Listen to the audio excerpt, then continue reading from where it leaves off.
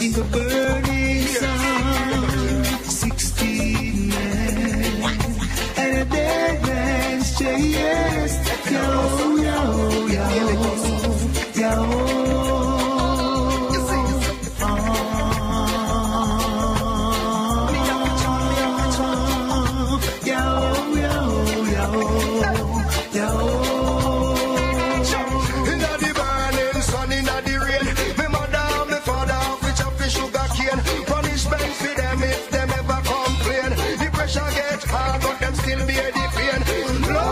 Every them a carry till them straight.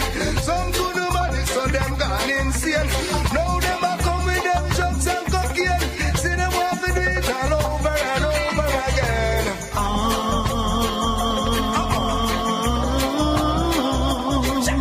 Yo, yo, yo, yo. Long ago, long time ago. Yes, long ago. Pirates had their fun. Now foundation grassroots, you got to know the truth. If you don't know where you're coming from, you don't know where to go. Love the culture and Anthony Selassie. Say so. Long ago. Long time ago. Yes, long ago. Pirates had their fun. In the burning sun. 16 men. 16 men. And a dead man's chest. Yo, yo, yo. And a bottle of rum.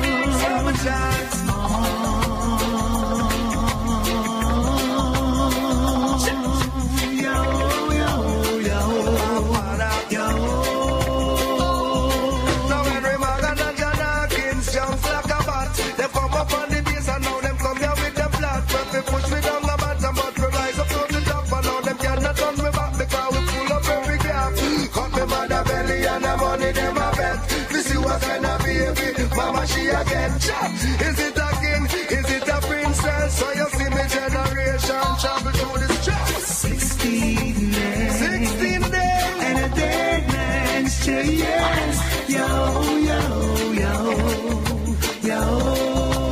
Sounds kind of funny, but that's true. Long ago. Hey. Yes, long ago. Pirates had their fun. In the burning sun.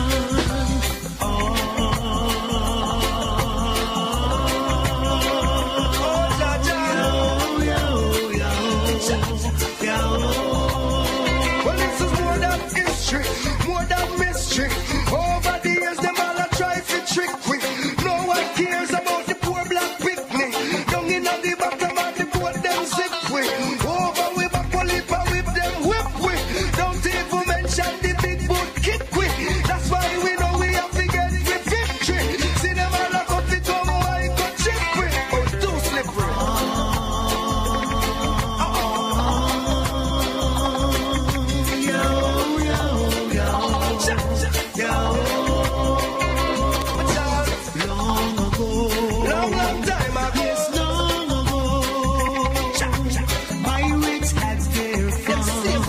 In the burning sun, 16 men and a dead man's chest. Yo, yo, yo, yo.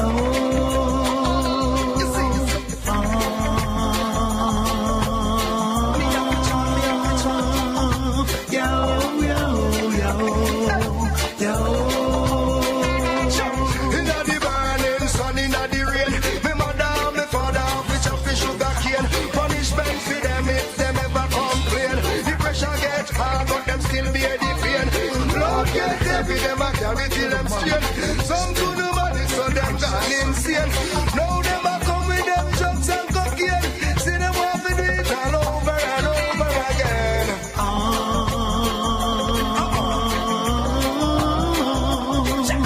Yo, yo, yo, yo. Long ago, long time ago. Yes, long ago. Pirates had their fun. Long ago, long time ago. Yes, long ago. Pirates had their fun. In the burning sun. 16 men. 16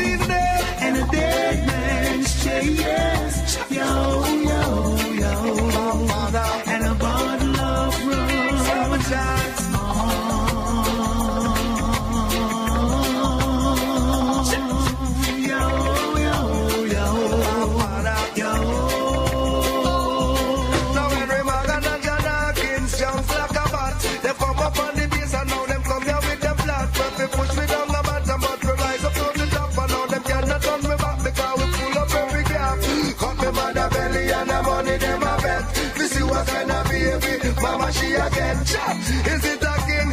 Is it a princess? So you see me generation travel through the stress. 16 days. 16 days. Act of God or mere unlucky accident. All the money that has been expended on the process so far, much more is almost certain to be spent before the families will see a single dime or dollar in compensation. The Commission of Inquiry, he said, cost a total of $15.5 million. Thank you, Deputy Speaker.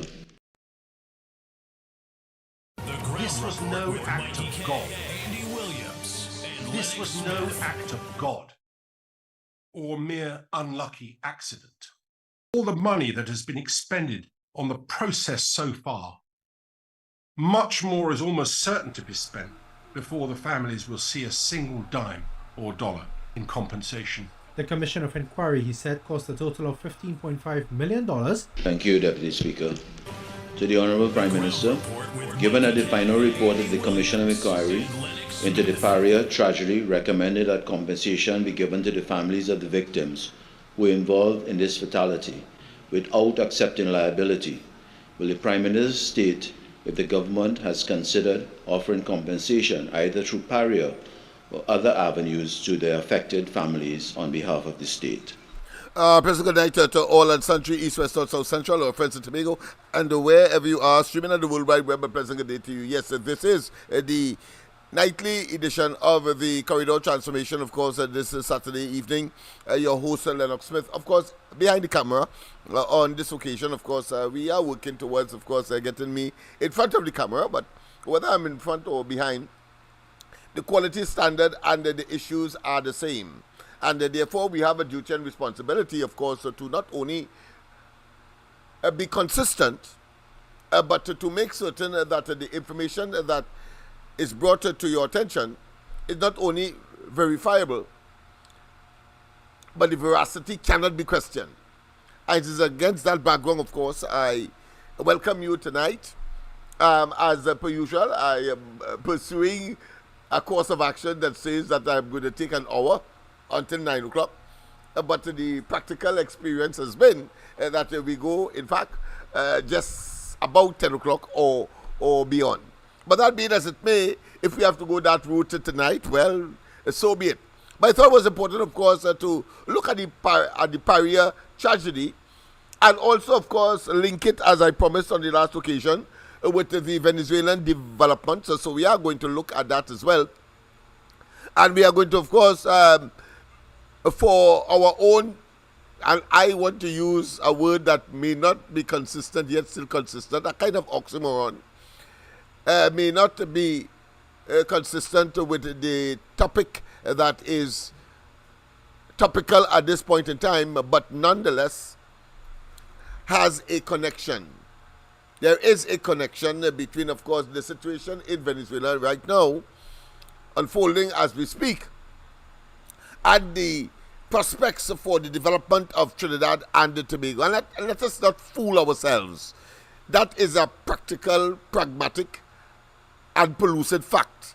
And therefore, you have to be putting either your head in the clouds, or like the proverbial ostrich, your head in the sand, or prefer not to confront or not to be confronted by the realities of Trinidad and Tobago. But before we go there, let me conclude, of course, the situation with respect to Paria and give you an appreciation as to what has happened, because there is, whether you want to consider to be conspiracy theory or not, the fact of the matter is that this government, you have to look below a stone.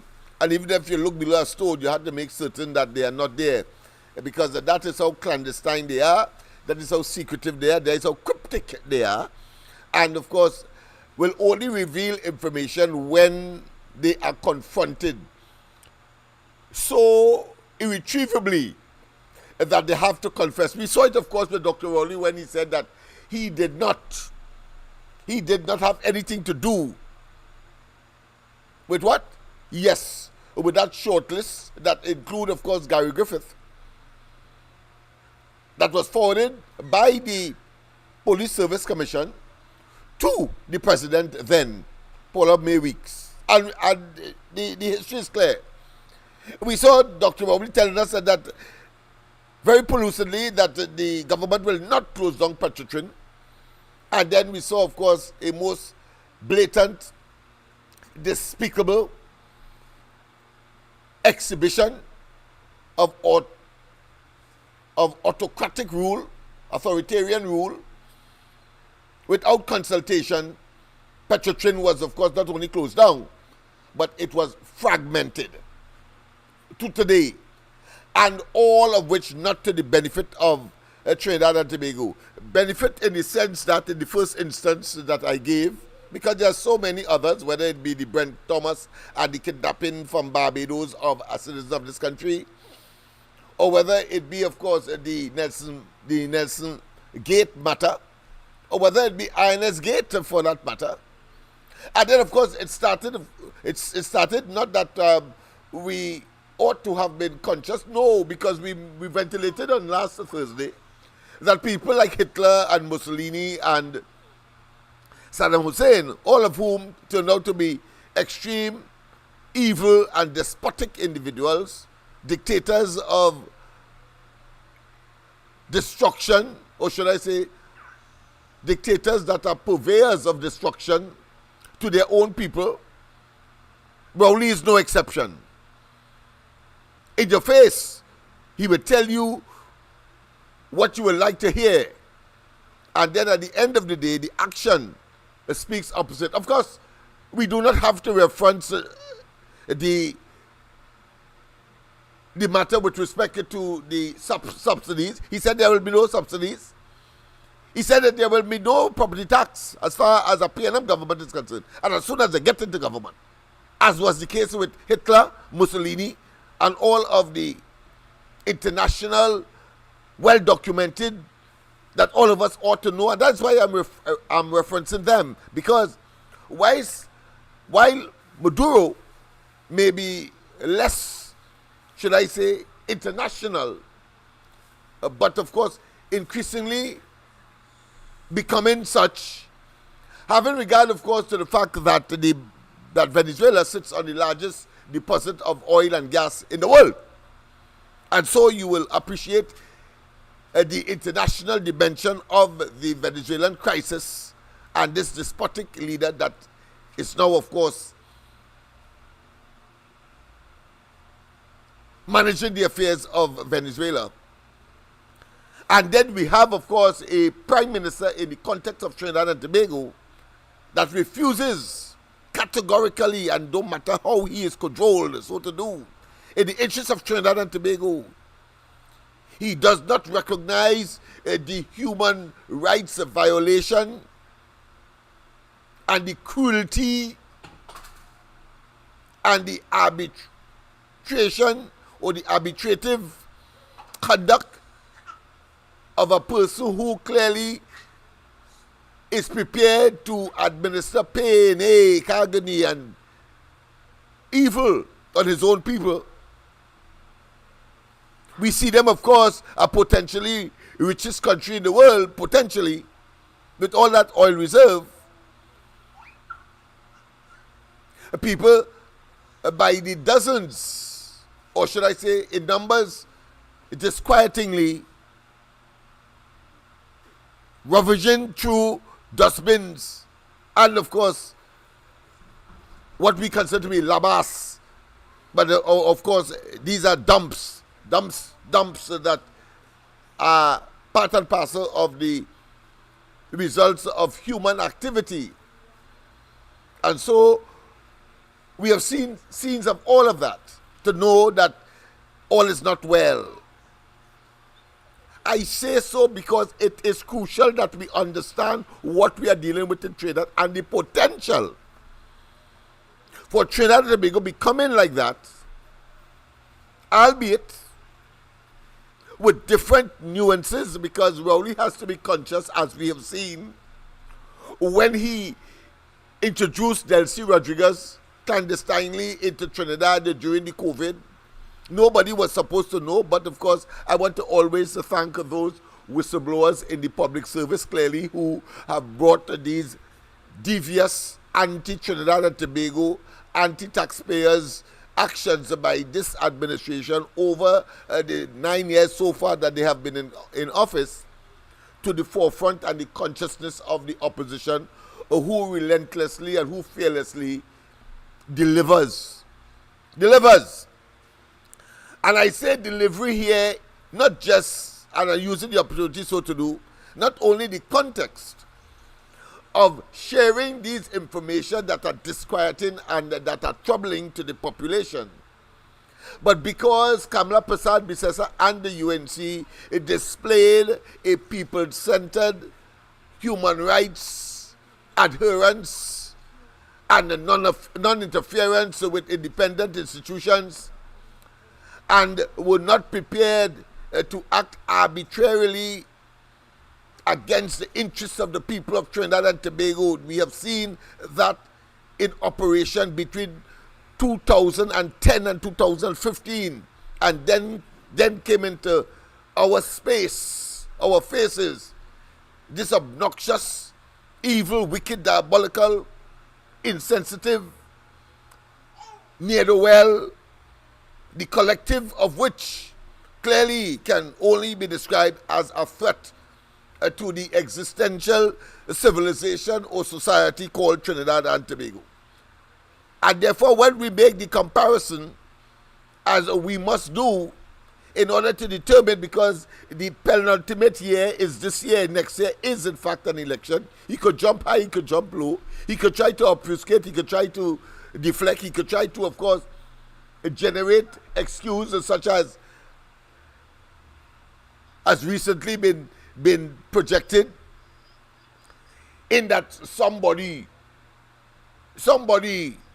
institution is trying to overthrow his government, laying the foundation for the postponement of elections. You have to understand the nature of these despotic individuals, because you see, Rowley will not go away accepting that he has been defeated, you see.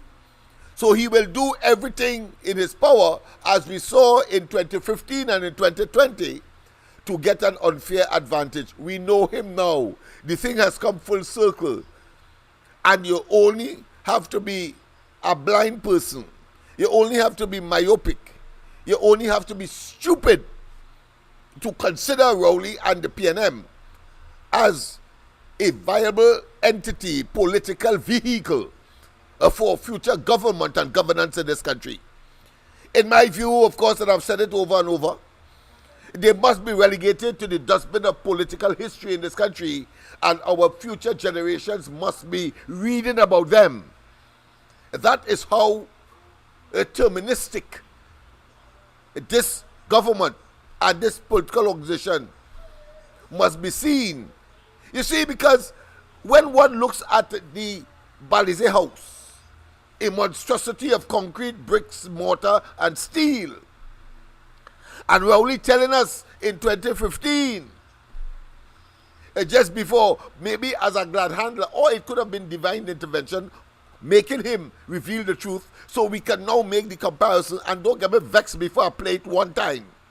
But the fact of the matter is, he said that he, as political leader, and at the same time attempting, of course, to play down the efforts of Manning would not have been so bold-faced to take millions of taxpayers' dollars to build or to construct Balisier House. So it remained as it is, and legitimately, of course, asking if they have to do some improvement, asking members to, of course, make their contribution, whether they were in government or not, or whether they held a government office whilst in government, because he was there, for just about seven years or more. And we have seen that he never focused on Balisier House. Up comes Rowley, stating that he has inherited.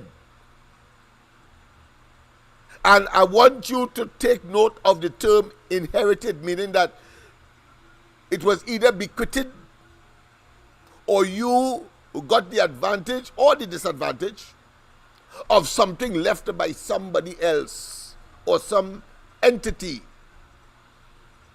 Inherited. And so He told us that he inherited a debt incurred by the PNM over the years of over $6 million. And that Balisier House itself, the property, the real estate, is in jeopardy. Because the bank, from what he has said, may well want to foreclose. Because clearly that asset would have been given as collateral for the loans that was given by that particular bank, Royal Bank in particular, or in specificity.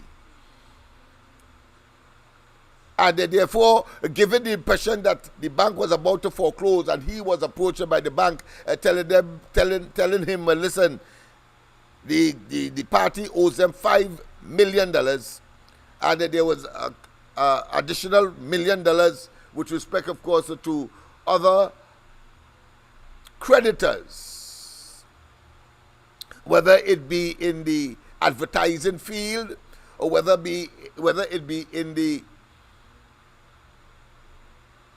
public relations field or whether it be in the traditional and non-traditional media field, because he did mention in his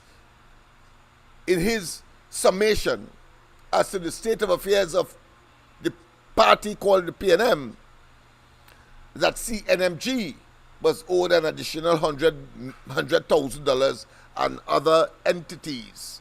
I surmise it at about $6 billion. Today, after 8 years or 9 years of the PNM under Rowley, he is building a monstrosity of steel bricks and mortar called Balisier House for over $100 million, some estimates are. Because I'm sure they would have taken into it. Don't tell me it's exaggeration. Some say it's a mall. I say it's a monstrosity. I say it's kickback. I say it is corruption. I say it is an abuse of office. I say it is a symbol typical of dictators who, as you would have seen and you will see in the video that is to be played, that monuments or statues of Chavez, and if Maduro was minded, I'm sure, well, yeah, he didn't have statues as such, because they pulled down, of course, those of Chavez, said, of course, that revolution has reached its terminus, has reached its zenith. It no longer can benefit the people of Venezuela. It has morphed into, or metamorphosized into, an evil spirit, an evil entity, and at the helm of which are dictators who, of course, have been able to enjoin with the army, or put another way, the army and join with them in order to stay unmeritoriously in government and to, of course, reap the spoils of the society unmeritoriously, eat well, voluptuously, whilst, of course, people dig from bins and labasses, yes, and dumpsters in Venezuela. So it's important that we understand all of these variables and nuances. I say all of that to say that Rowley will not lie down. We see, of course, overtures already, apart from claims that somebody want to overthrow its government. We have seen that contracts for the construction of housing in places where they have a difficulty statistically in winning an election, whether it be in San Fernando West, yes, or indeed in St. Joseph. We saw the attempt, of course, to utilize arable agricultural lands at the agricultural station or experimental farm in Kurup, where, of course, or that area considered part of St. Joseph, notice that. And while, of course, I accept the fact that There are constructions just beyond the flyover on the Eastern Main Road, and incidentally, by a company for housing I'm talking about here, a company that I say without fear of contradiction is the company that was constructing Balisier House. They give them a contract as their reward, and Rowley could jump high, he could jump low as he want. The fact of the matter is that those companies that were deployed by the government to construct infrastructure, or in this case housing, have been used. Even though Rowley were telling us up at the last rally of the PNM in the local government election that not one of them. But of course, I have showed you on this program where Jusamco was pouring concrete, not on the superstructure, but on the basement. But it's now the basement of Balisier House. So if they were there from the beginning, in other words, your common sense will tell you, anybody with a modicum of common sense will tell you, or will conclude, that they have been funding this monstrosity from the beginning. Let's not waste time. And I'm saying so against the context of that these dictators, these people with, of course, this dictatorial and autocratic tendency, have a way of attempting, of course, to use brick mortar and maybe long-lasting material, to put another way, to project their image and their dominance way beyond their own lifetime. Because clearly, the statues of Chavez in Venezuela outlived him, that's all. But today, they are pulling it down. And so Rowley is attempting, of course, to leave this legacy of mortar, and so that will, of course, transcend or would last beyond his own lifetime. That is what he is doing. But we must reject it.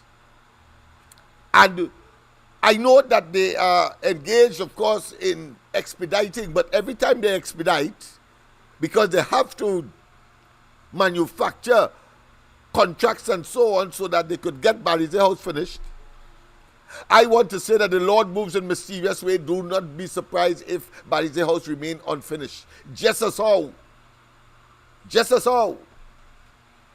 the office block at Pointe-a-Pierre remained unfinished.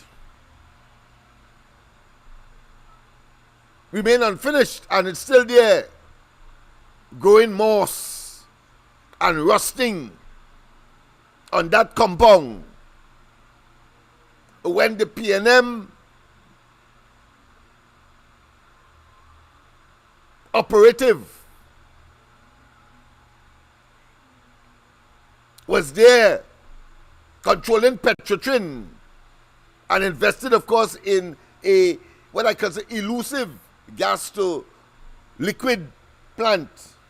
Yes, I'm talking about Malcolm Jones. PNM, and that monstrosity is still there. I expect Balisier House to be unfinished. I will not be surprised, let me put it that way.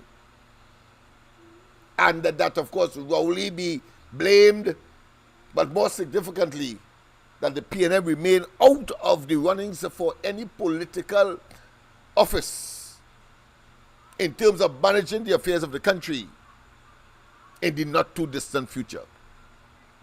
Let us go back, of course, to the video so that you'll have an appreciation, because they said that there's a nexus between that incident of 4 persons dying in that pipeline and 1 survivor living to tell the story, and the non-support by the government for the families, simple families, people who are struggling.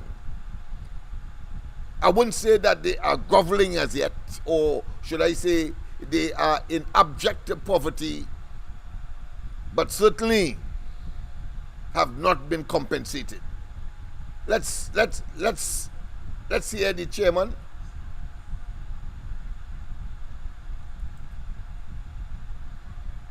This was no act of God. This was no act of God or mere unlucky accident. All the money that has been expended on the process so far, much more is almost certain to be spent before the families will see a single dime or dollar in compensation. The Commission of Inquiry, he said, cost a total of $15.5 million. Thank you, Deputy Speaker. To the Honourable Prime Minister, given that the final report of the Commission of Inquiry into the Paria tragedy recommended that compensation be given to the families of the victims who were involved in this fatality without accepting liability, will the Prime Minister state if the government has considered offering compensation either through Paria or other avenues to the affected families on behalf of the state? Even though Paria is a state-owned entity, the government is not now in a position to override those situations. Just imagine that. Proper for me to take any position. The Honourable Prime Minister suggesting that any attempt to assist those families by way of compensation and financial help will only or can only be considered after a protracted legal process emanating from the report of the Commission of Inquiry. To be improper for me to take any position. Question is, does the Prime Minister believe that board should be fired forthwith, given that they have been named in that report as negligent? To be improper for me to take any position. All the money that has been expended on the process so far, much more is almost certain to be spent before the families will see a single dime or dollar. Good night, everyone. My name is Vanessa Kusi. I am the wife of Rishi Ryan Nagasa, the late. I don't like to say late. It's the late Rishi Ryan Nagasa. I'm standing here before you, still waiting for justice for my husband. The Paria tragedy. Next month will be 2 years since this accident happened, and we are still waiting for justice. I stand together with the 4 other families as we want justice for the 4 deceased divers and the lone survivor. When this news reached my home, the echoes of my screams were heard throughout my street. My house was filled in minutes. Myself and my family went to Paria. First, we saw the security. We asked them if there were accidents that happened there, about maybe 3:30 or so, and they said no, there's no accident they know about. Now this there starts with a lie. A few minutes after, I saw an ambulance coming out from Paria. My uncle stopped him, the driver, and he asked about the incident that took place inside Paria and if the men are still in the pipeline. They told them they do not know because Paria officials are keeping everything very secretly, and they just went there and they said, "Ma'am, I would like you to pray and pray a lot." I fell on my knees, begging God for this not to be real. For a state-owned company, you all didn't have the decency to call the immediate wives to let them know this big tragedy happened in our country, and you never had a small little piece of, a heart to call the families of the deceased divers and let them know what is taking place. I have no respect for you all. Paria gave us nothing, and This was no act of God. This was no act of God or mere unlucky accident. All the money that has been expended on the process so far, much more is almost certain to be spent before the families will see a single dime.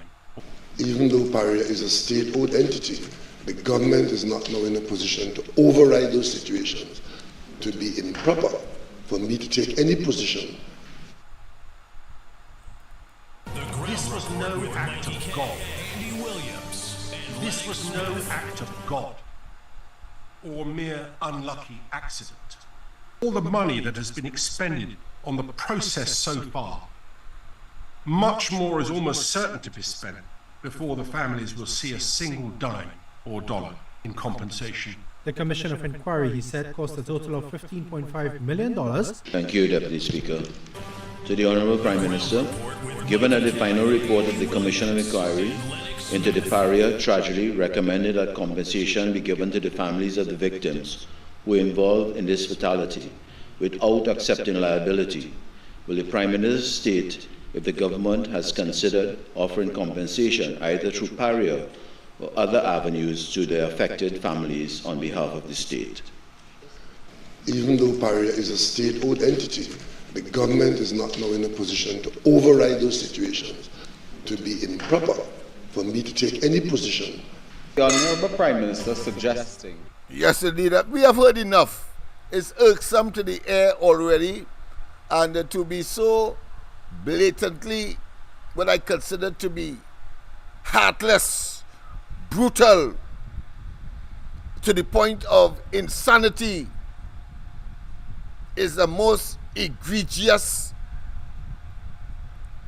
and unacceptable position for any human being to countenance, and to be in a position to do something about it, and then saying that the government is not in a position. And it is not the first time.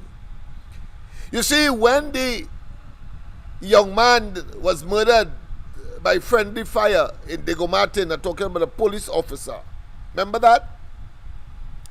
And of course, they're trying to pin that incident on a suspect that they were in search of, but something went tragically wrong.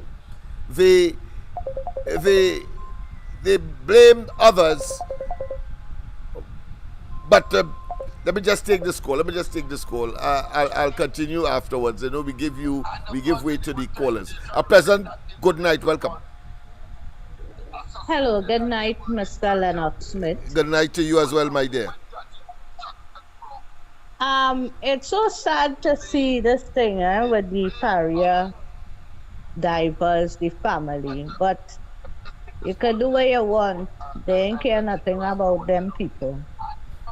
It have plenty secret in that, and it's not everything I could tell all day. It's no help, right? Yes. Well, oh gosh, I had to laugh at this one, yes. I was listening to the UNC pre-budget consultation before I sign on here with you. Mm-hmm. And I just hear Mr. David Lee say that they're afraid Rowley. They say Rowley does ball at people. Ball up at them in the parliament. He balling at businessmen. He does both. Well, we know all of that. Why you have to say that for? What now? They're looking for sympathy in the UNC. I find he should keep that to himself. That ain't good at all. We's not to show that man fear. You see, this is when people know what time it is. Let us take it in any echo. No. Thanks very much. Nothing loud there? No, nothing from your side, no. So go ahead, Yes. you're going well. So I hear something you slight. don't come out so for this terrible man. Yeah. You don't show him you're afraid of him. And we all know how David Lee does talk. He calm and so. Right? Mm-hmm. I really disappointed, man. All right. I disappointed in that. You see that? I know it have plenty people can't take that kind of thing. Best he didn't say nothing. Right? I hear you. So anyhow, I going forward. Good. Right? Yes. I going forward. I watching we place Because anytime you know watch your house and wet it with fire when your neighbor on fire, this is how you're going to end up talking like how he talking, because they're not paying attention. We're here the greatest again, Yes. Lennox. The OS gather yesterday, Trinidad wasn't there. Again? I don't know why they had an extraordinary gathering again, and they invite countries out of the organization, like Italy, Great Britain, the Netherlands, Spain, etc., etc. So they had 25 delegates, and they had a voting again. They want a resolution, and they want to see from the voting results from Venezuela. This is a different voting. So it had 25 delegates. Now in this permanent council, they does have ambassadors from each country from the organization, Americas, right? Yeah. That's how it does go. They does have ambassadors. Now we have the last ambassador I didn't know was a man, a dark person, Negro. He wearing glasses. I didn't see him. I look. I was busy, and I no Trinidad and Tobago to give any speech and vote and thing. I know what's going. But I vote. If you check it out, you will see all who vote. Yeah. And listen, man. This time, out of 26, 22 countries voted to have a resolution. So this time they get through. But with Trinidad and Tobago, and here which country is the chair of the whole council there? Grenada. This round was Grenada. Right? You see what it is going on? Yeah, go ahead. I wonder if the UNC way they'll be talking for here. I wonder if them know what's going on. This is a serious thing, you know. The only person I hear talk something, and he talks short on it because he was talking a lot of things, is the Arnold Roberts. Right? So what happened to them? You hear any one of them say something about this? Well, we have yet to hear them even speak, just as the government on the previous one. So let's see how things develop. I know that is an issue. If I was in the opposition, would have had to embrace. So to my advantage, clearly. So let's see what's happening. But go ahead, make your point. Yeah. So what I'm saying is, we on our own are saying that long time. We have to try and start to protest. To have a pushback movement, they have to come out now. You don't wait till this kind of thing boil down and then look to call some kind of stupid thing in the road, or you're dropping letter. We should see now this dropping letter never makes sense. That is why I always say I wasn't going anywhere with anybody with no dropping any letter anywhere. The thing hot right now, it's time to tackle it. One of these leaders have to get thrown down. Once you see that man staying there, this one here reigning. He's staying quiet, and he going to get through. People that say working over here, I don't believe in that. Right? I don't believe in that. Is that the people at Trinidad and Tobago is just stupid. Good? When your neighbor house on fire, wet yours. Too late shall be the cry. Have a good night, Lennox. Same to you, my dear. Same to you, my dear. Same to you, my dear. I will, of course, certainly. I am not familiar with the details of that meeting that you referred to, which is most recent. You say was yesterday. I noticed saying you say because I have not yet come across it, but I certainly will, of course, take note. Let's go straight, of course, to the lines again. Pleasant good night. Welcome to the corridor. LENNOX, good night. Good night. You hear me good? Yes, loud and clear, my friend. Right. You see that Paria incident, LENNOX? Uh-huh. In any other country, you would get charged for murder or manslaughter. Yeah. Prakash Ramada had a right to go for straight murder or manslaughter. I don't know what keep him back. All who prevent them and other drivers from going out to try to help them fellas. Get their name, bap, and put them in the charge for murder.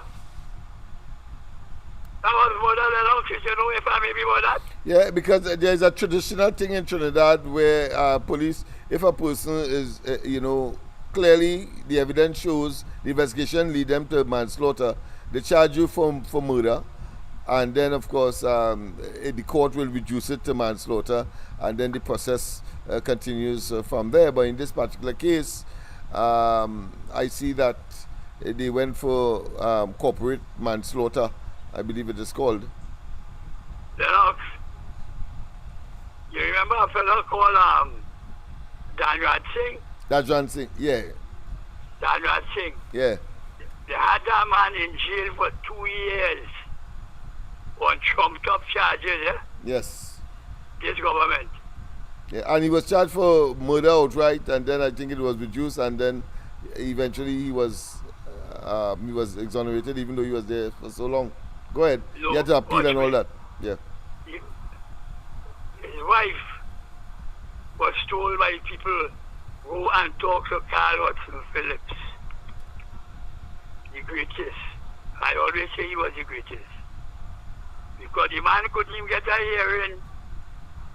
He had lawyers who couldn't even get a hearing.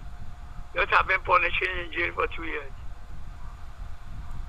Was in charge of him, man. They bring down a fella called I Never Lose a Case Yet, yeah? Yes. They bring down an English QC to defend the state. And Carl lit up. Carl lead them to the truth to show you how they conspire and frame the man. You hear what I'm telling you? Yes. And frame the man. The boy in last 2 years after that he died. Because I had him in jail for 2 years. And he couldn't even get a hearing. So when the family went to Carl Hudson Phillips, somebody advised them, go and talk to Carl Hudson Phillips.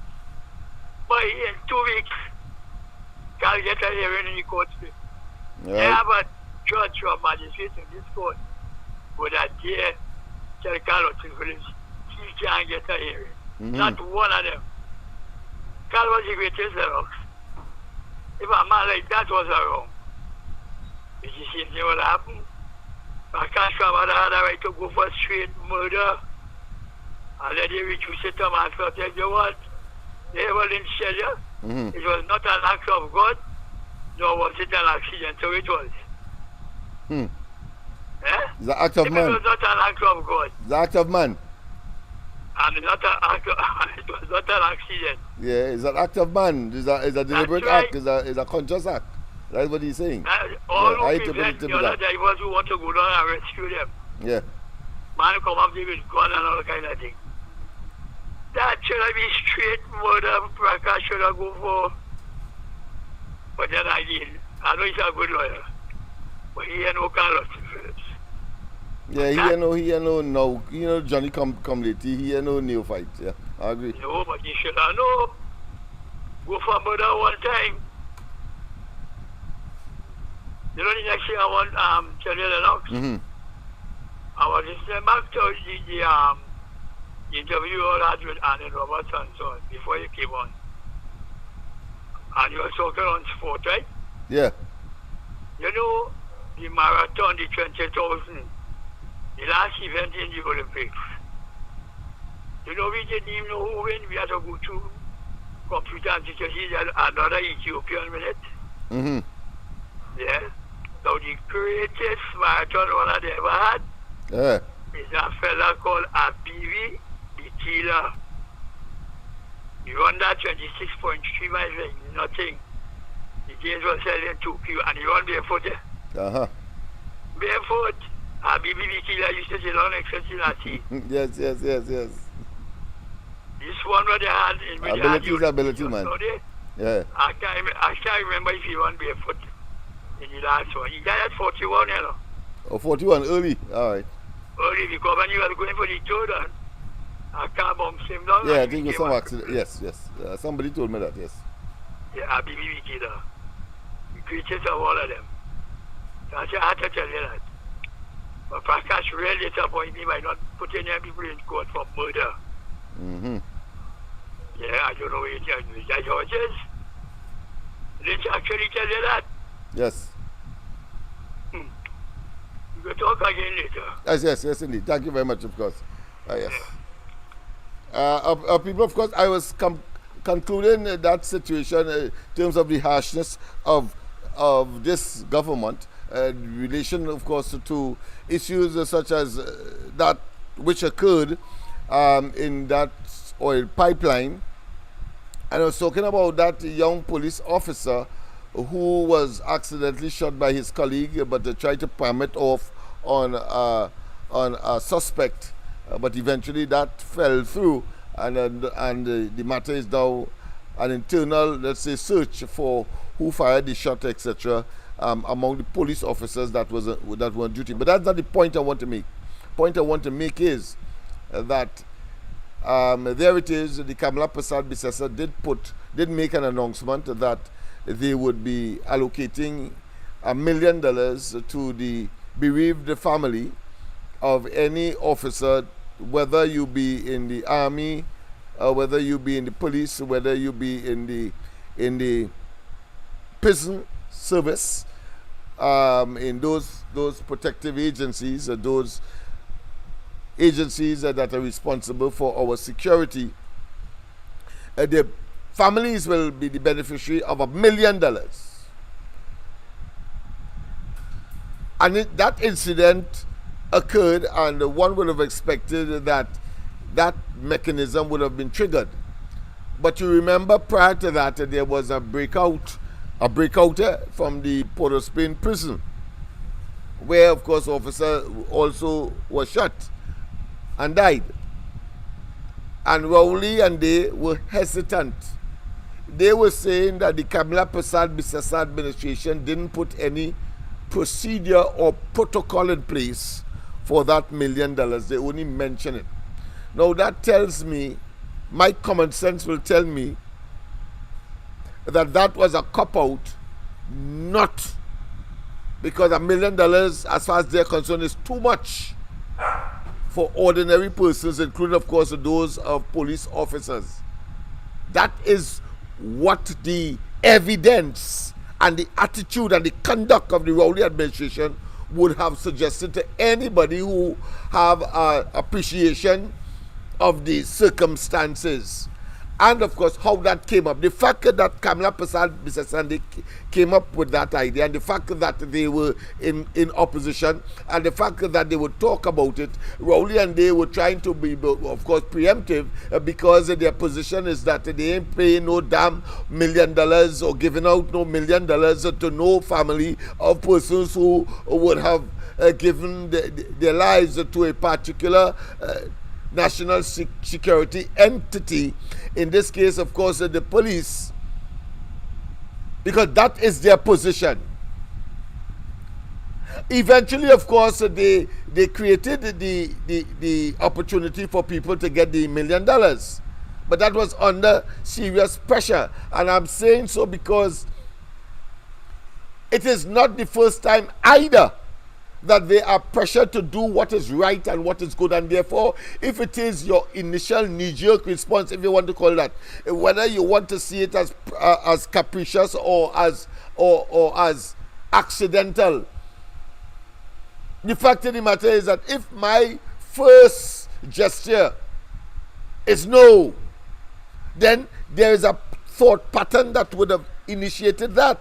And therefore, you have to see these people for who they are, and therefore providing the monies after they would have made that initial negative gesture. Them is people you have to watch, you have to denounce, You have to say that they are no damn good and they cannot be absolved because they would eventually see the light. No, because the light was obvious. Police officer died in the course of duty. Families are supposed to benefit from $1 million. Why would you resist that? And again, it's not the first time with the Rowley administration.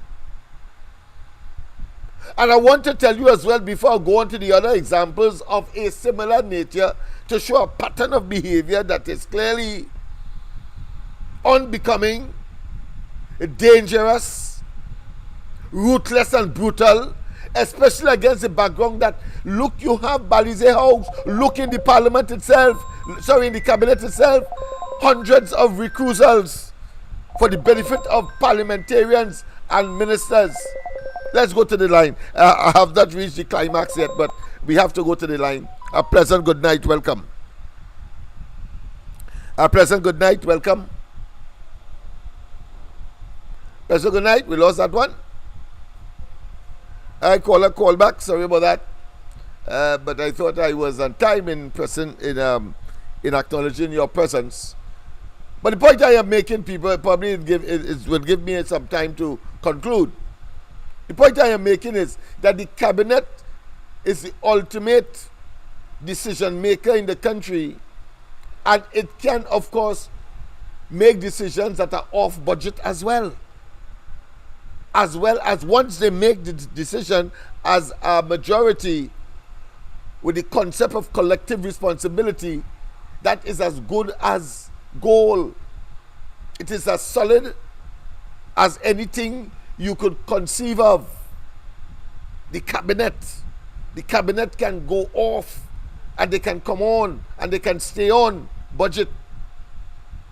So if they didn't have money budgeted for such an exercise or such an incident, they can find it. Why? And don't let them fool you. You have to be in a fool's paradise to believe that it can't happen. No. It's only when it is convenient and Rowley and they will say, well, listen, it wasn't budgeted for. They will use all that kind of argument. But the fact of the matter is that we have seen with this government always have a mid-year budget.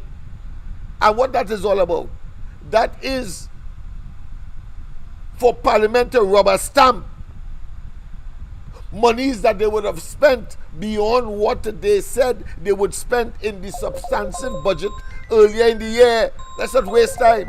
So that is how powerful a cabinet is. But let's go to the line. A pleasant good night. A pleasant good night to you, Mr. Lennox. A good night to you as well, my friend. To all your listeners. Yes. On the worldwide stream. Yes. I like the topic you are talking, but let me see if I might make myself a fool again tonight. No, you never Mr. do. Lennox. Let me say one time, you never do. You never do. Don't sell yourself short. I will not accept that because you are an extremely intelligent man. I think you are very, should I say, incisive in your analysis, and it's always good contribution to the discussion at hand. Go ahead, my friend. Yes, because I like to please everyone except myself. So I throw caution to the wind and spit into the wind all the time. All right. Because I know it's not rain falling, it's my spit. So when they can know, when they can know what is spit and what is rain. So Mr. Lennox. Yes. Hear this one, right? We have 12 Damian vessels. Yes. The cabinet to take no decision to repair them. Only now we have to wait till next year to get them to come back on stream after 9 years. Yeah. Now, the UNC had a restructure plan for Petrotrin and to divest the company in a way that the workers and the company will show who is lying behind and who is making the profit and is the backbone of the operation. Right. So they come up with 4 entities.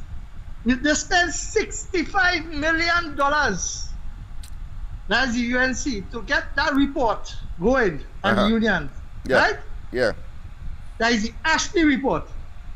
Rowley and Stratton, Rowley and them at the time, they see it fit to go that way.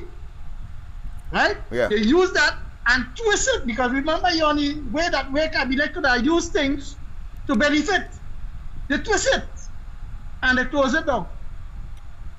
Then we come and we had some helicopters that used to fly around and help in crime fighting. 300 million and too much money is to spend to keep them in the air.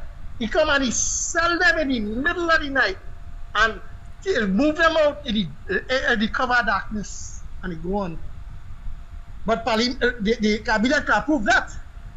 Then he come and then you see the refinery with Malcolm Jones, pet child, the gas to liquid.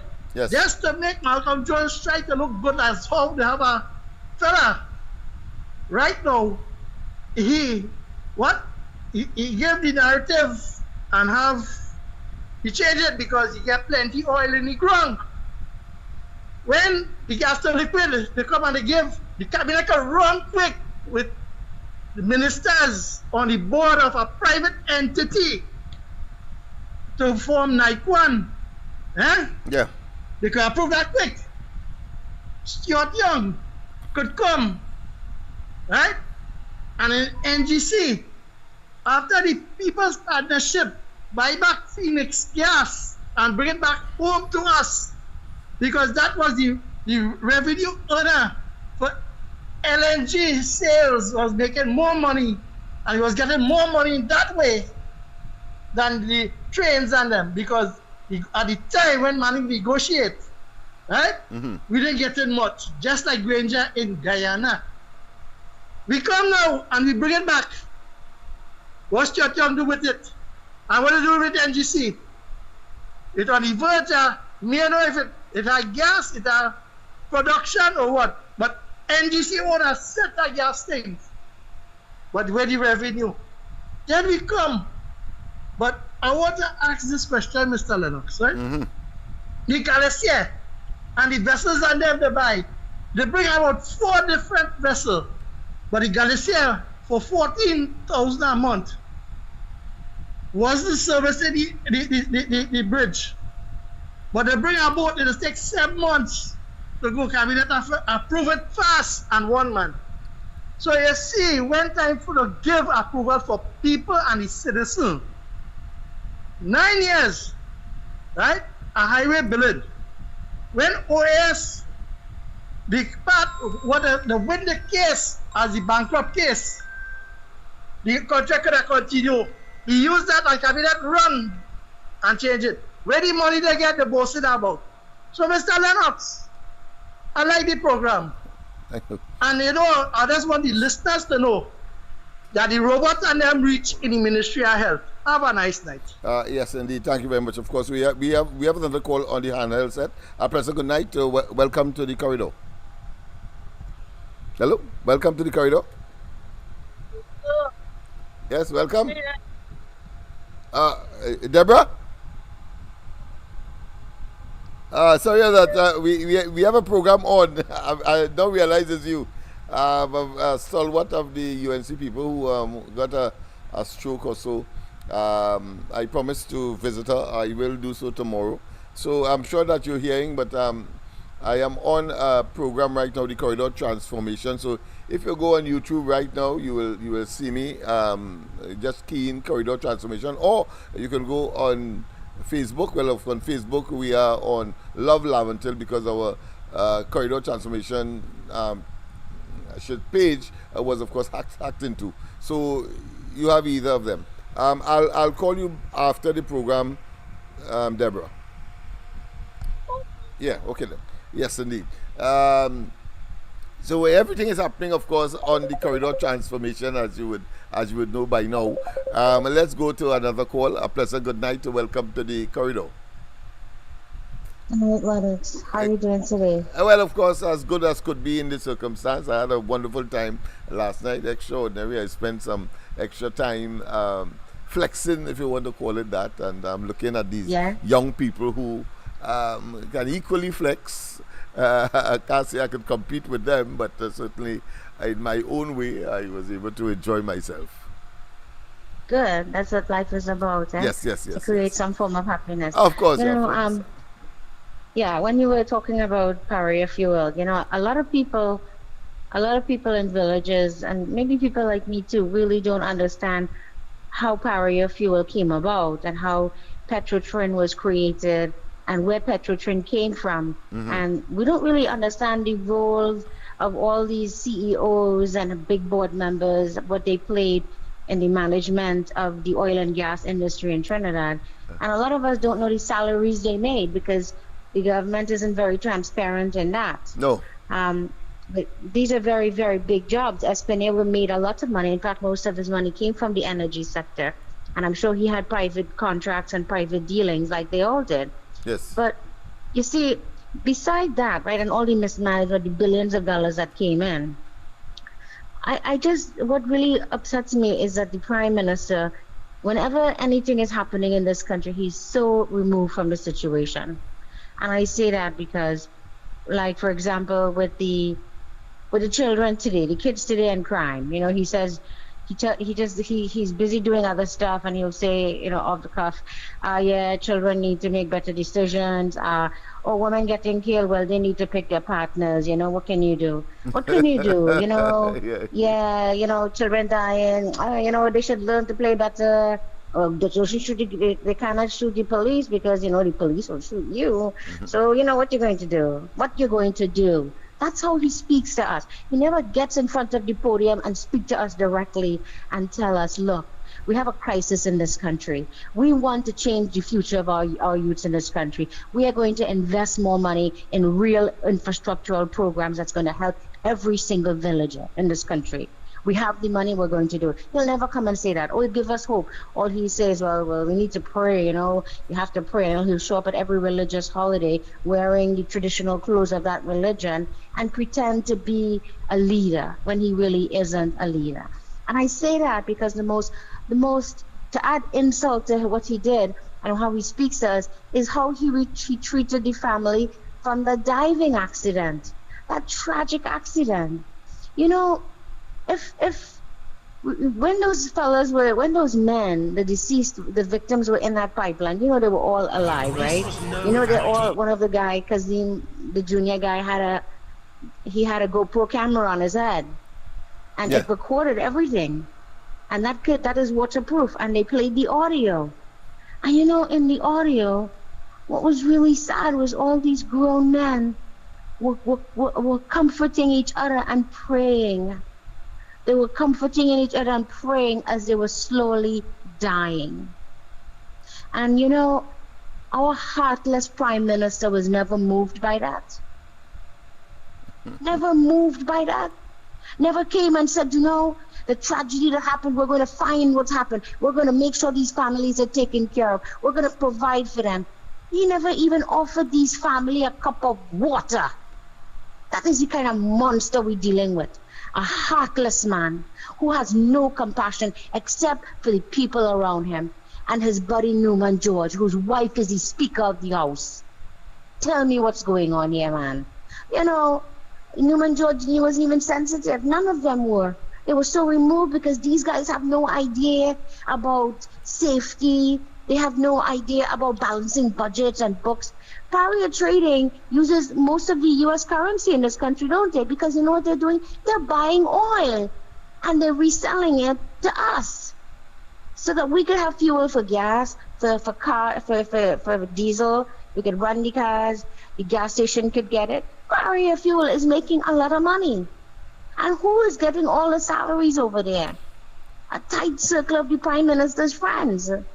And 40 people who got hired, 40% of Petrotrin workers, and probably those were all the insiders too, because you have to have some knowledge about oil and gas. You're not going to just pick you, because Newman George was HDC guy? Wasn't he building houses a few years ago? Yes. When you think of oppressive rulers who don't care about the wishes of the people, Nicolas Maduro comes to mind. Interlocking directorship, that is what he has developed. One man having more portfolio that he could afford, and usually, of course, nestled in what I consider to be incompetence or charlatans, as total quacks. You know, the Prime Minister fools us. He lies to us. They lie to us in Parliament. They'll pass all these legislation, all these laws, and they never get enforced. They never get funded so that people who are equipped and competent could carry out the work. I say this because every day I still read the newspaper about marijuana. All these kids have marijuana, drugs, and guns, and they shooting the police, and the police hitting them back with force because the Prime Minister says, don't shoot the police, they'll kill you. That's what the Prime Minister tells us. Not about a force or, you know, what do you call it? When police use excessive force and they abuse their power. The Prime Minister wouldn't touch on any of those, saying we've got to manage the police. He just leaves it up to Erla, who says we got to pray. We got to raise our hands and pray now. Everybody pray. Because that's what they want you to do. You know, and the thing about this marijuana thing is, I remember a few years ago when cannabis legislation was being passed, they spent hours debating this piece of law, and they talked about having the authority. They're going to have board members. They're going to have people in the community. They're going to give out licenses. You could go and buy a weed from somebody in a legitimate store that's paying taxes. They're going to generate billions of dollars. We've been waiting for like 10 years for this to happen now. Yeah. All of this is gone.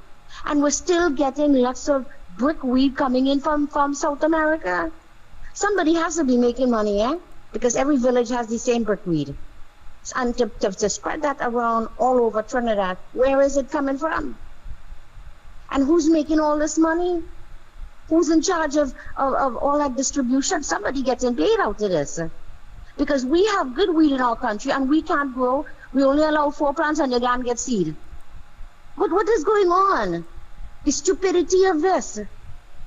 They handcuff you, man. They cripple you. So you can't really do anything. Just like if you waiting to get a trial and you have to wait 20 years in remand yard. By the time you get out, you're a broken person already. Oh, yes. You know? Definite. I'm going to make one more comment. Go ahead. I very enjoy your variety of comments. Go ahead. Well, I try to make it as diverse as possible and not pigeonhole, because you have to look at the whole picture, because everything is connected. That's what I try to do myself. It's like a web. You have to, and we have to be at the present time. And today, like right now, today, we've got guys in remand yard on really minor charges, and they're going to come out real blatant criminals when they get out. Oh, yes. And most of these guys, they're waiting years to get a hearing or a trial, and nothing's happening. Yeah. And it's all intentionally designed. But you know something? One thing with the prison officers, what it is, do these high-level guys, they'll take some of those prisoners to their houses and have them paint, clean, do landscaping, do private why not? Why not? It's a waste of human energy and resources. Yeah. So utilize it. You have physical force. Yeah. Free at your disposal and free of charge to you. Exactly, free of charge. But what I'm getting to is this, right? These guys, they're desperate to get out of the prison, so they look at it as like a blessing to get out of that hell, to just be in a normal, So they're happy to do any kind of landscaping out there. It's a symbiotic relationship. Is that rehabilitation, LENNOX? No, is that how we? It's not, but it's symbiotic in the sense that the officers benefit and the sanity of the prisoners is contained. Symbiotic. You know, I'd like to hear the UNC say something like I'd like them to say they embrace that report that was produced, or the constitutional reform. All right. And part of that report, it talked about it was across the board about how many terms you should serve. It talked about the judiciary being overhauled. It talked about citizens knowing what their rights are, police knowing what the citizens' rights are so they don't infringe on those rights. It talked about from community development all the way up to housing. It touched a lot of stuff. And I think when you embrace something like that, you know, the first thing you have to say is to stop corruption. We need to build good prisons. We need to just get rid of all these colonial jungles and dungeons and build new prisons with real rehabilitating programs. Get real prison officers, not the guys whose father was a prison officer and he got a job. He had no desire to be a prison officer, but it paying good, and he have 2 jobs on the side, so he's a prison officer. We don't need that kind of stuff. We need guys who are really committed, who really want to work in the system, who really want to make a difference. From the youth programs all the way to the top. And we seem to lack that. Yeah. I wanted to say that because I feel like constitutional reform is needed, but it's not going to happen. It wouldn't happen without a revolution. You just can't give some people this. It's just too many rich people have big stakes in the system, like justice on time. They love it. They love when justice is late, justice delayed, because they're transporting people back and forth. You know what I mean? Yeah. All right, Lennox. I touched on a lot of stuff. I wasn't all over the place, but it's quite all right. It's quite all right, because we need to get as comprehensive as possible. And whilst it might be a mouthful for many, I think one can be eclectic, one can be selective in terms of what they want to focus on. So I think what you have done is provide the variety, and people will choose the area that they want to focus on. So no bad breeze, bro, in that case. All right, thanks very much, of course, for your contribution. All right, you're welcome. Yeah. Thank you, Lennox. Yes, indeed. Yes, people. So we have that kind of development, but let me get back to concluding what I have been saying with respect, of course, to the inability, conveniently, of this cabinet to make a decision in favor of the poor, or should, in this case, of course, the police officers who would have lost their lives in the course of duty, and the government, Rowley, the cabinet, stating that there was no policy found, no protocol found, no procedure, and therefore they cannot, suggesting ridiculously, of course, ludicrous and laughable, asinine, frankly, that they cannot create one if they're really sincere about, of course, implementing such a policy to benefit the bereaved family of fallen police officers. Let me go quickly. I get a chance to conclude, but I will conclude after still. So I still have some time to conclude in that position, because it is important as far as I'm concerned. Pleasant good night to welcome. A pleasant good night to you, Lennox. Yes, good night and to you, everybody out there. Yes. Lennox, we keep this turban here. We keep this turban That's all right. That's all right. That's the job. Yeah. Go ahead. Let me tell you something. Go ahead. When Mrs. Basad Bissessa said that constitutional reform, but she didn't use the word crap, but I will say crap. Okay. Right? She said it was just a puppy show.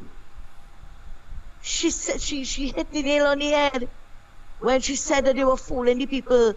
Lennox, if you go back to the 2010 and 2015 manifesto of the then partnership and the UNC party, yes, right? Yes. You will see where 2 terms, the right to recall, and all these things were in their manifesto. Yeah.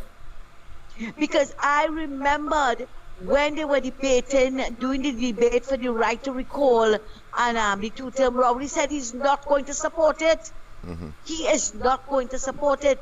That constitutional reform, just like the local government reform, it was just a freedom frenzy for friends, family, and financiers. Right? Yeah. Because that man, Barry Sinanan, well, he was once the Speaker of the House. Yes, he was once, yes. Under the PNM, and the government is also renting a building from him for the children's court in Port of Spain. Mm-hmm. Yes. So you see how they're feeding their friends? Yes, directly and indirectly. Right. Because Franklin Khan's wife owns the building in South, that's in the children's court in South. Yes. And Barry Sinanan only wants in Port of Spain. Yes. Yes. So true. So they are just fooling. Mm-hmm. So I don't know who they think that they're fooling, but you see Lennox, they keep forgetting that they have intelligent people out here. Didn't they say that they needed local government reform before we could have had a local government election? Yeah. And telling people to vote to vote for PNM for us to get local government reform? Where is it, Lennox? You tell me. You in the media. Yeah, I can't see it unless I'm blind. But of course, well, then all of us blind. Yeah, well, or them blind too, because they probably seen what doesn't exist. They not seen what doesn't that's exist. what they're fooling the people with. Yeah, because we always say yes. that if they tell PNMIs that a bachak is a goat, they're ready to milk it. Oh yes. I ain't no monkey. I ain't no monkey. Banana is for monkey. But when of course you call a state of emergency, you tell the people, if you have 2 bananas, make sure you can share one with others. I mean, a bunch of hypocrites but Lennox, that has gone mad. You leave out a part. If you have 2 bananas, you eat one, you save one for the next day, and you give your friend one. So how many bananas are that, Lennox? Well, you know, they have these convoluted just like how he was madness. Crossing the I's and dotting the T's. Yeah. This illogic is a kind of oxymoronic, but moron is the operative word. A bunch of the PNMIs believe everything that he say. Yeah, believing that because it is weird and incomprehensible that it has to be comprehensible, but only for the author and nobody else. Lennox, he was asked about recommendations to reform the appointment process for the police commissioner. Rowley agreed it should be reformed, but expressed uncertainty about how it would change constitutionally. Listen to the kicker, eh? Go ahead. He described the current process as quite annoying, saying it had too much prime ministerial interference, and suggested Parliament process to be reviewed. Lennox, can you please tell me who was interfering with the police commissioner's merit list? Rowley. Was it Mrs. Prasad Bisessa? Rowley. Was it Patrick Manning? It needs people with moral and ethical standards, because laws by themselves will not be able to operate unless you have people who are sincere and committed, because they could switch it and manipulate it whichever way they wish, depend on their advantage. And this man has demonstrated that he is unfit morally and ethically to be in the office that he is in. But Lennox, the way he talk about there's too much prime ministerial interference in it, he was the only one that was interfering with it. But you know, there's a school of thought. Something is wrong with Rowley. There's a school of thought, and if memory serves me right, recently on coming out of the constitutional reform exercise, I think that there is a recommendation to revert to where it was. And if to revert to where it was, meaning that the Prime Minister must have the ultimate say, apart from veto, ultimate say, I think it's extremely troubling. I may be wrong, but I think that is one of the things that I heard, reverting back to the original, because there's too much confusion going through the Parliament. But I see Parliament as the perfect place, because you are able at minimum to highlight certain deficiencies that may not have been because of the scrutiny of the opposition in particular, who may be opposed to a particular nominee, even though the government will have its way because of its built-in majority based on the system we have now. Yeah. But Lennox, he also, it is alleged, because the South Law Association, Criminal Bar Association, asking a question: did Rowley interfere with the silk list? Right, that's another. Did he interfere with it? Yes. Yeah. It's obvious. But it's obvious. The man is a mocking pretender. Yeah. The man's DNA, the man's fingerprints are all over that. I mean, how the hell? Yes. How Young coming that, and Young's claim to fame, like as if the devil does make them talk a set of hogwash. I can't say divine intervention, but that's why you have to give him an A. Yes, his greatest achievement as far as his legal prowess is concerned is that he negotiated with the Venezuelans. Yeah, but But that was something not outside of his government portfolio. I was shocked. But they're mad, yes.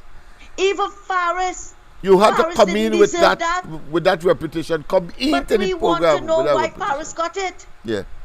When Faris is accused of witness tampering. Yeah. And in now the opposite is the case with Faris now. In government, he has perpetrated the most egregious, the most sinful of all sins, and yet still he's recommended for Silk.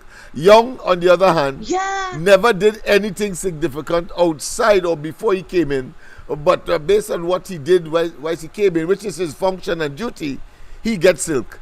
Yeah. Yeah, man. I think he got Silk for carrying Rowley's scarf. All that. Because that's all he was doing. All that. Carrying Rowley's scarf. Unmeritorious. Yes. But Lennox, the next thing is he's telling the people that he is saying that the police were trained to shoot, right? Wasn't that the same argument? I'm telling people what don't shoot at the police. Well, I want to tell all of them outside there who just be telling their children to jump the wall and kick down the door and all of that, you understand? Yes. Wherever all they take. You see the 6 that got killed, Lennox? Yeah. I have no sympathy for them. Right. I have no sympathy for them because when you want to live by the gun, you're going to die by the gun. Right. And any parent who want to encourage their child or their children to be things like that, they deserve to go down with them too. They deserve it because some of them sending their children, let's face it, let's be realistic, Lennox. Some of them sending their children out there to commit crime because they're sharing in the wealth. They're not asking their children where they get that from. And if you teach your children that from the time they go to school, they bring home a pencil, a pen, a ruler that doesn't belong to them, and you don't send it back, that is where the thieving start. Because they will figure they can do, if you can, a small thief will make a big thief. Will come out to be a big thief as well. Yeah. So when Rowley want to talk crap about the police will shoot all it. Wasn't that the same argument that Imbert was talking about, that the soldiers are trained to kill? Yeah. You remember when the arguing that they should not be associated with the police in terms of support. I remember because they are trained that. To kill. Yeah, they are trained to kill. Yeah, but as opposed to investigate. That is why they are ashamed, Lennox. Yeah. They are ashamed now to bring on the army to help combat this crime. Well, they have done it.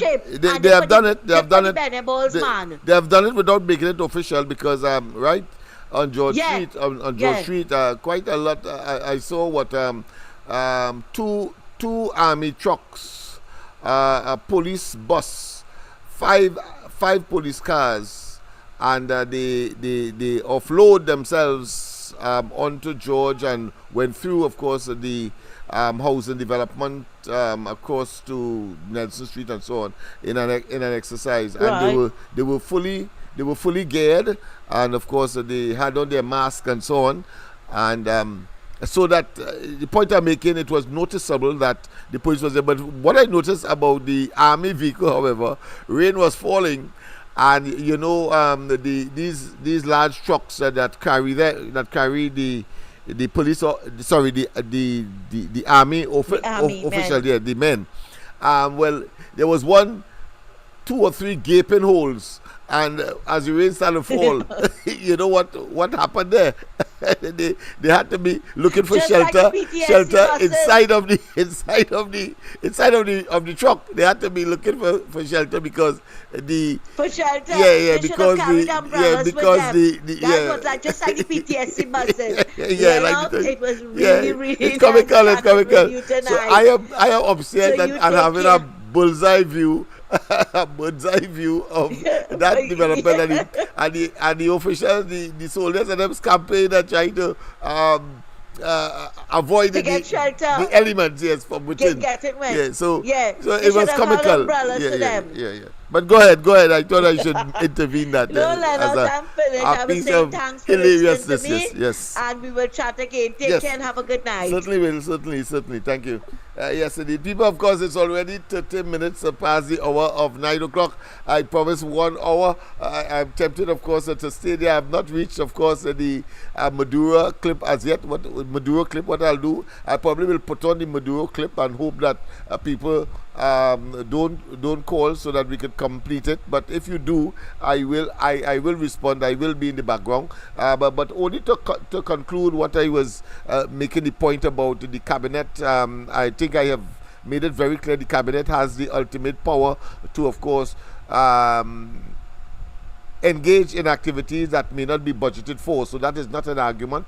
It was a stupid argument on the part of Rowley and them, but I think I also made the case that because they are heartless and that they are brutal and that they do not believe that poor people must get anything, only them with their elitist agenda and their what I consider to be super serious disposition, meaning that they are superior and believe that they're superior to everybody else, so they must enjoy the spoils of the state. Somehow Eric William left it for them, and they could never tell us who gave Eric William Trinidad and Tobago to leave it to these nincompoops. So, but that being as it, and of course miscreants, but that being as it may, let me just show you where, and consistent with that kind of what I consider to be barbaric and evil conduct, that when it is for the ordinary persons who in the society whose responsibility it is, or put another way, that the government responsibility is to deliver to them as equitable as possible and as much as possible to improve the quality of life of the ordinary person. Rowley and they have a different view. Why am I saying that? Well, just as with, of course, with the police officers and their families, not their initial position was not to give them the $1 million. Well, it's just so they decided to take away the laptops, and today they're giving back laptops. Understand that? It's the same way to the young people who would, of course, generally get these laptops.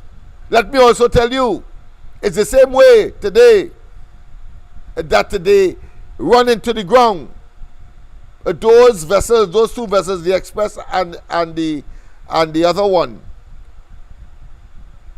And today they have two new boats and telling us you must forget what they did in the past, run it into the ground, damage the economy of Tobago, and we must absolve them as they have absorbed themselves and put themselves on a pedestal for doing the nonsense that they did by sending back the Galicia in the first instance, and of course dismissing the Canadian maintainers who did the maintenance for those two vessels throughout the preceded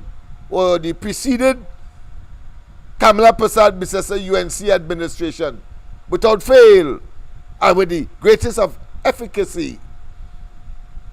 And they make those decisions, and then when it would have been remedied, when there was no need to remedy,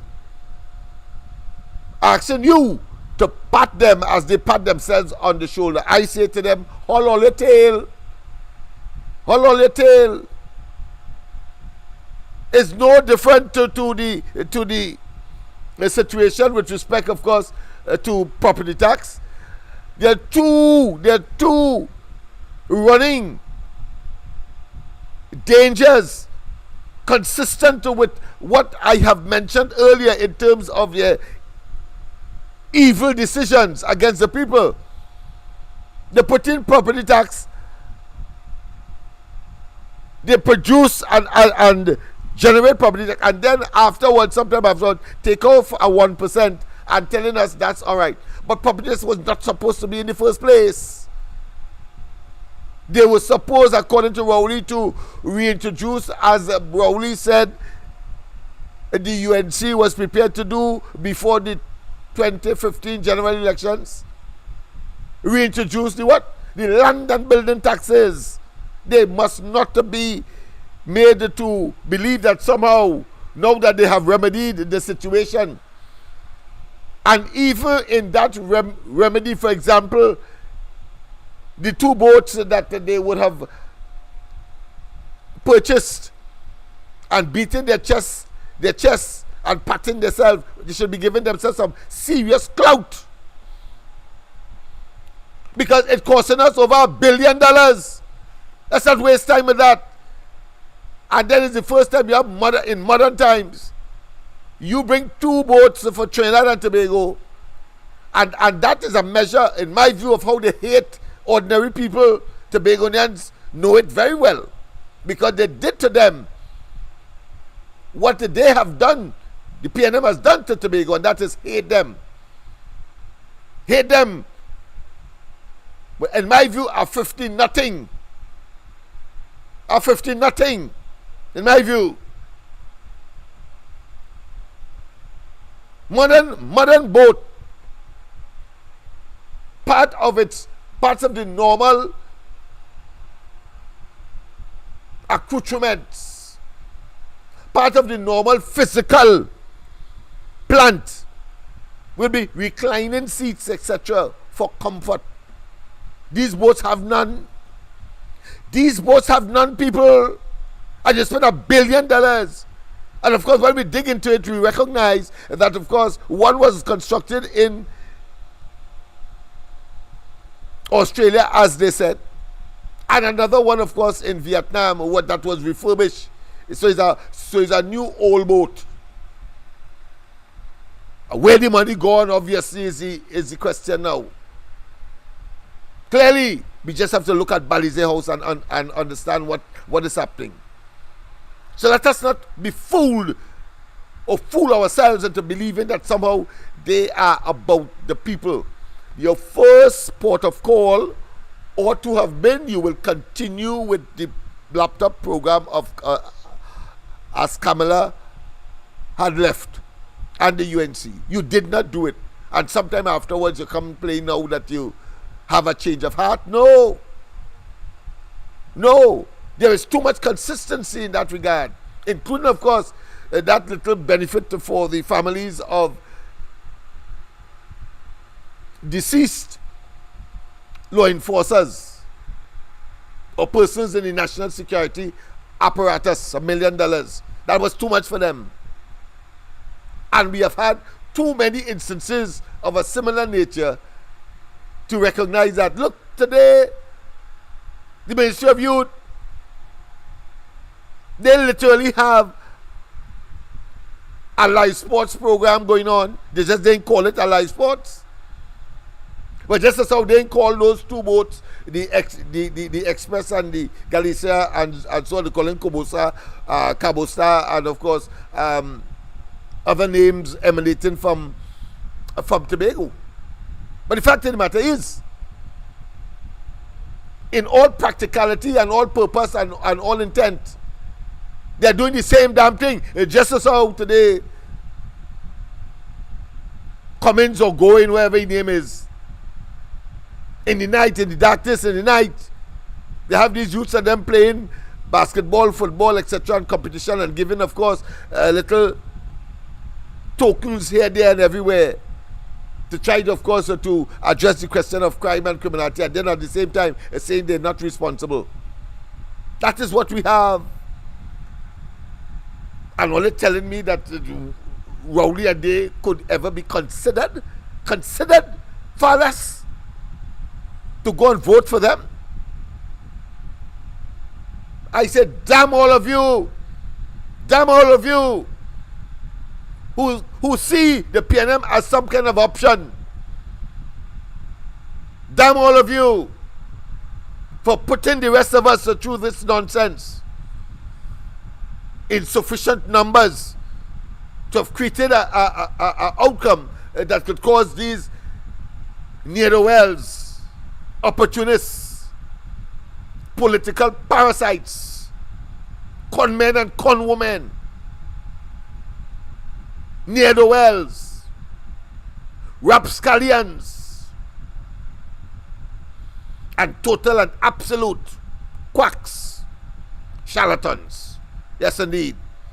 So people, I thought it was important, of course, to treat with that and to let you know and to understand the pattern of behavior that is consistent with the Rowley administration, and we must have no mercy for them, just as how they have no mercy for us. Let's not waste time with that. Otherwise, we'll be doing ourselves an injustice, and of course, contributing to our ultimate destruction as a society, as a nation, and as a civilization called Trinidad and Tobago. Let's go to Maduro and hear some of the things that are taking place there.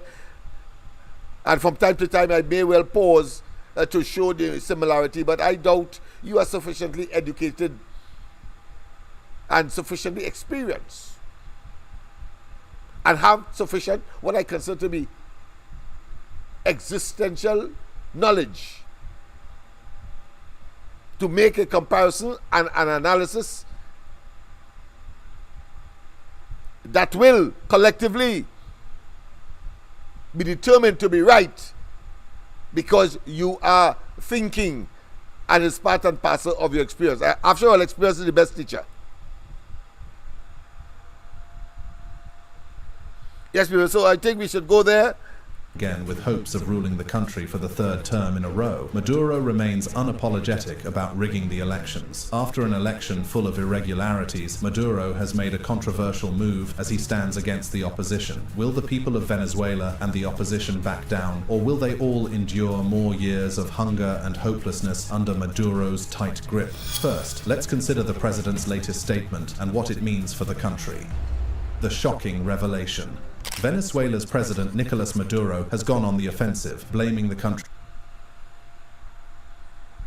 on office. Maduro claims that his political opponents are stoking protests and attempting to seize power. He made these comments as international condemnation grows over the allegedly rigged presidential election. The Venezuelan leader has pointed to various incidents as evidence of this far-right conspiracy. He has cited alleged plots to assassinate him and attempts to manipulate public opinion through social media. While some of these claims may seem far-fetched, they have nonetheless been effective in creating a sense of external threat that Maduro uses to justify his increasingly authoritarian measures. The National Electoral Council, CNE, declared Maduro the winner, saying he had won with 51.2% of the votes, with 80% of the ballots counted. However, the opposition claimed that Gonzalez had obtained 70% of the votes, based on voting tallies from about 40% of ballot boxes nationwide. The opposition claims Maduro was defeated by a margin of 2-1, publishing ballots from 30,000 voting machines. The government says it also has copies of the ballots, but has not published them, nor has the Electoral Authority, whose website has been conveniently down since July 29th. The Carter Center, a pro-democracy group, has stated that the vote could not be considered democratic due to a lack of transparency and bias in favor of the incumbent. Maduro's opponent, Edmundo González Urrutia, claims to have secured a landslide victory amid widespread anger over Venezuela's economic collapse and migration crisis. Maduro has ordered security forces onto the streets and urged citizens to report protesters using a government app. He has also claimed that the attempt to remove him from power is part of a global, extreme-right movement involving politicians such as Argentina's President Javier Milei, El Salvador's President Nayib Bukele, and Brazil's former President Jair Bolsonaro. The US has expressed serious concerns about the subversion of democratic norms, and Colombia's left-wing president has recognized serious doubts over the result. Despite this, Maduro remains defiant, vowing to resist any attempts to remove him from power by force if necessary. The situation remains precarious, with observers saying Maduro's position is uncertain and Venezuela's political future deeply uncertain. The country is becoming increasingly isolated, with flights suspended and international pressure growing. Peru has become the first country to officially recognize González as Venezuela's president-elect, further increasing tensions. Maduro's claims of a far-right conspiracy are seen as an attempt to divert attention from the allegations of electoral fraud and the growing unrest in the country. His government has been criticized for its handling of the economy, which has led to widespread poverty and a massive migration crisis. The opposition, led by González and Maria Corina Machado, has called for peaceful protests and demands a recount of the votes. However, Maduro's government has responded with force, leading to clashes between protesters and security forces. The international community is increasingly concerned about the situation in Venezuela, with many countries calling for a fair and transparent election. The US has imposed sanctions on Venezuelan officials, and the European Union has also expressed its concern. As isolation grows, Maduro's rhetoric has has become more strident. He has accused neighboring countries of harboring terrorists and has even suggested that international humanitarian aid is a Trojan horse for foreign intervention. These claims have been met with skepticism by many, but they resonate with a populace that has been conditioned to see the world through a lens of suspicion and fear. Maduro's strategy of blaming far-right conspirators for the unrest serves to consolidate his power, even as it further isolates Venezuela on the global stage. The United States Department of State has issued a statement assessing the results of Venezuela's presidential election, which took place on July 28th. Despite the Venezuelan people's participation in the election, the processing and announcement of results by the Maduro-controlled National Electoral Council, CNE, were deeply flawed. The CNE's rapid declaration of Nicolás Maduro as the winner lacked supporting evidence, and the council has yet to publish disaggregated data or vote tally sheets. This lack of transparency has led to widespread skepticism about the legitimacy of the results. In contrast, the Democratic opposition has published over 80% of the tally sheets, indicating Edmundo González Urrutia received the most votes by a significant margin. Independent observers and election day exit polls corroborate this outcome. According to the statement, the US rejects Maduro's unsubstantiated allegations against opposition leaders and condemns threats to arrest them. The safety and security of opposition leaders and members must be protected, and those arrested for peacefully exercising their rights should be released immediately. The use of law enforcement and security forces as an instrument of political violence against citizens exercising their democratic rights is unacceptable. The US congratulates Edmundo González Urrutia on his successful campaign and urges Venezuelan parties to begin discussions on a peaceful transition in accordance with electoral law and the wishes of the Venezuelan people. It supports re-establishing democratic norms in Venezuela and is willing to work with international partners to bolster this process. But what really happened on the day of the election? Well, the electoral process was marred by issues, including the government's ban on opposition candidate Maria Corina Machado and arbitrary detentions. The voting system, which is electronic, has also been questioned. The CNE alleged a hacking attack, but the opposition claims this is an excuse to avoid releasing the results. The international community is divided, with some countries recognizing Maduro's victory and others expressing skepticism. The US has firmly rebuked the CNE, while the EU's response has been more nuanced. Colombia and Brazil have also called for transparency and a peaceful resolution. Protests have erupted, with thousands of Venezuelans demanding transparency and justice. The government's response has been marked by repression, with reports of violence, arrests, and forced disappearances. Human rights organizations have condemned the actions of security forces and pro-government groups. When asked to provide transparency, the Maduro government pointed fingers at the opposition without providing proof. Venezuela's Attorney General, Tarek William Saab, claimed that a cyber attack came from North Macedonia in the Balkans, with the intention of manipulating data that was being received by the CNE. The fact remains that the entire process was flawed from the onset. Considering Maduro's lax campaign tactics, including his habit of dancing on stage, it almost seemed like he won before the elections. The use of state resources for Maduro's campaign was another significant irregularity. Government vehicles, buildings, and even public employees were mobilized to support his re-election bid. This blatant misuse of public resources gave Maduro an unfair advantage, making it nearly impossible for opposition candidates to compete on a level playing field. In addition to his stage antics, Maduro's campaign was marked by a series of extravagant promises. He pledged to increase social welfare programs, provide more housing, and improve healthcare. These promises, while appealing to many, were viewed with skepticism by critics who pointed to the country's ongoing economic crisis and questioned how these initiatives would be funded. Maduro also made extensive use of state media to promote his campaign. Television and radio stations, controlled by the government, broadcast his rallies and speeches around the clock. This media blitz ensured that Maduro's message reached even the most remote corners of the country, further solidifying his base of support. Despite the economic hardships facing Venezuela, Maduro's campaign events were often lavish affairs. Stages were adorned with elaborate decorations, and no expense was spared in creating a festive atmosphere. These events were designed to project an image of strength and stability, even as the country grappled with hyperinflation, food shortages, and widespread poverty. Maduro's campaign also included a heavy dose of fear-mongering. He warned that a victory for the opposition would lead to chaos and foreign intervention. This narrative played into the fears of many Venezuelans who have grown weary of the constant political turmoil and are desperate for stability. Even so, many aren't willing to back down and endure another term of oppression. Millions of citizens are demanding answers and wondering why Maduro should be allowed to rig elections and consolidate power with impunity. The election has sparked controversy, with voters seeking answers amid allegations of fraud and a lack of transparency. The scene was familiar, with strongman Nicolás Maduro standing on the balcony of Miraflores presidential palace, declaring himself the winner of yet another election. Maduro's victory speech was marked by his signature style, waving his fist in the air, dancing on stage, and wearing a sporty jumpsuit with the colors and stars of the Venezuelan flag. Protests began to spread throughout the country, with people banging pots and pans, accusing the government of fraud, and demanding an immediate audit of the votes. In Caracas, dozens of National Guard soldiers in riot gear repressing the mostly peaceful protests with tear gas and batons. If all these people are protesting because of the election results, then who voted Maduro back into office? You see, Maduro's government controls most of the country's institutions, including the Electoral Council and the armed forces. We will talk about how he is using the country's armed forces to oppress citizens amid peaceful protests.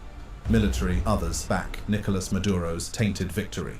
Venezuela's defense minister Vladimir Padrino has pledged absolute loyalty to President Nicolas Maduro's government, following opposition calls for the military to join their side. Padrino made the statement on state television, flanked by top military and police officials, in response to a letter from opposition leaders Edmundo Gonzalez and Maria Corina Machado urging the armed forces to support the people. The opposition leader's call was seen as a bid to encourage defections, prompting a criminal probe against them. Machado vowed to continue protesting despite fear, saying, "We will not leave the streets."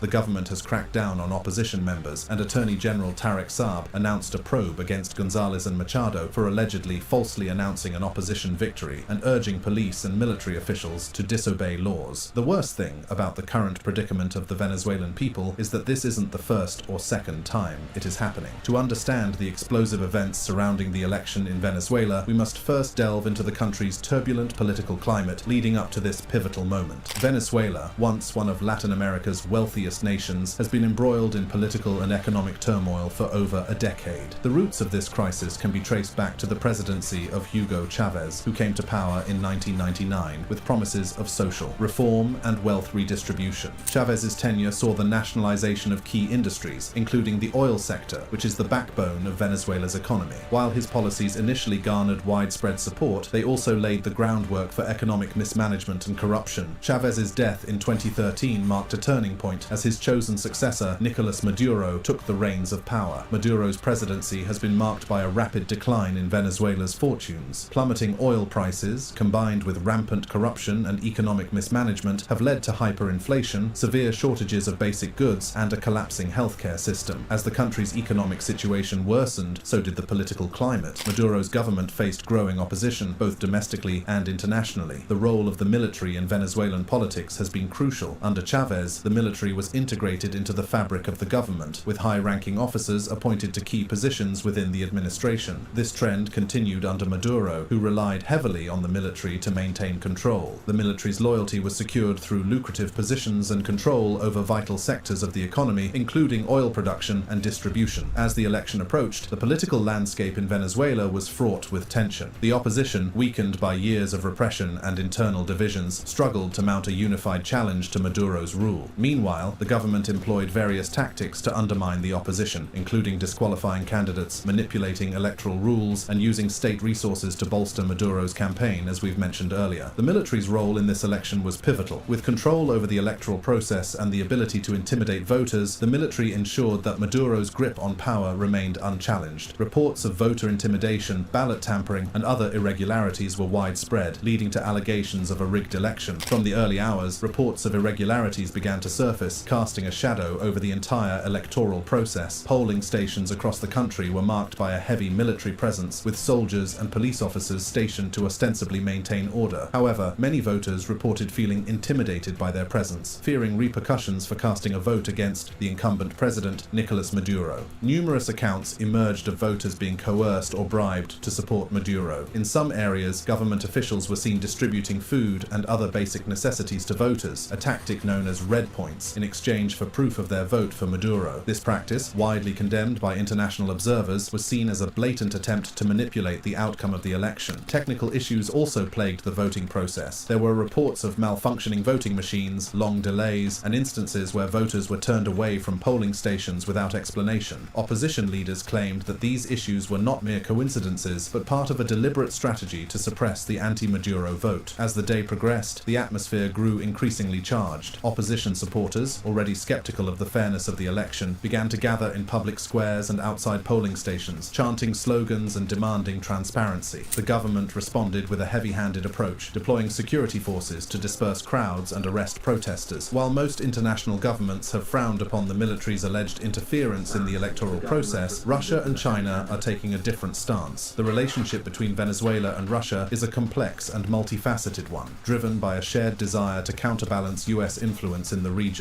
Venezuela, rich in oil reserves, has long been a key player in the global energy market, while Russia, a major energy producer itself, has sought to expand its influence in Latin America. As Venezuela's economy began to struggle under the weight of sanctions and mismanagement, Russia saw an opportunity to increase its influence in the region. Through significant investments in Venezuela's oil industry, Russia's state-owned Rosneft has become a major player in the country's energy sector, but the relationship goes beyond mere economic interests. Russia has also provided significant military aid to Venezuela, including weapons, aircraft, and military equipment. This has allowed Venezuela to maintain a level of military capability despite US sanctions. In return, Venezuela has become a key ally for Russia in the region, providing a foothold for Russian influence and interests. The two countries have cooperated on various international issues, including opposing US intervention in regional conflicts and supporting each other's interests in international organizations. So, it's not a surprise that Russia's President Vladimir Putin congratulated Maduro on his victory and criticized what he described as external interference in Venezuela's internal affairs. China echoed similar sentiments, emphasizing the principle of non-interference and expressing support for Maduro's government, which also makes sense given the relationship they share. This relationship is a tale of mutual benefit and strategic alignment. Through a series of savvy investments and strategic partnerships, China has become Venezuela's economic lifeline. Chinese state-owned enterprises have poured billions into Venezuela's oil industry, infrastructure projects, and even consumer goods. In return, Venezuela has provided China with a steady supply of crude oil, helping to fuel the Asian giant's insatiable energy demands. China has also become a key political ally for Venezuela, providing diplomatic cover and support in international forums. As the US and other Western nations have imposed sanctions and criticized Venezuela's human rights record, China has stood by President Maduro's regime, recognizing its sovereignty and legitimacy. While Russia and China are benefiting from their relationship with Venezuela, only the corrupt government of Venezuela seems to be benefiting. Despite all the international aid, the grassroots is facing significant hardship that isn't going to end anytime soon given Maduro's upcoming third term. Will the people of Venezuela face another decade of hardship, or is there any hope for reform?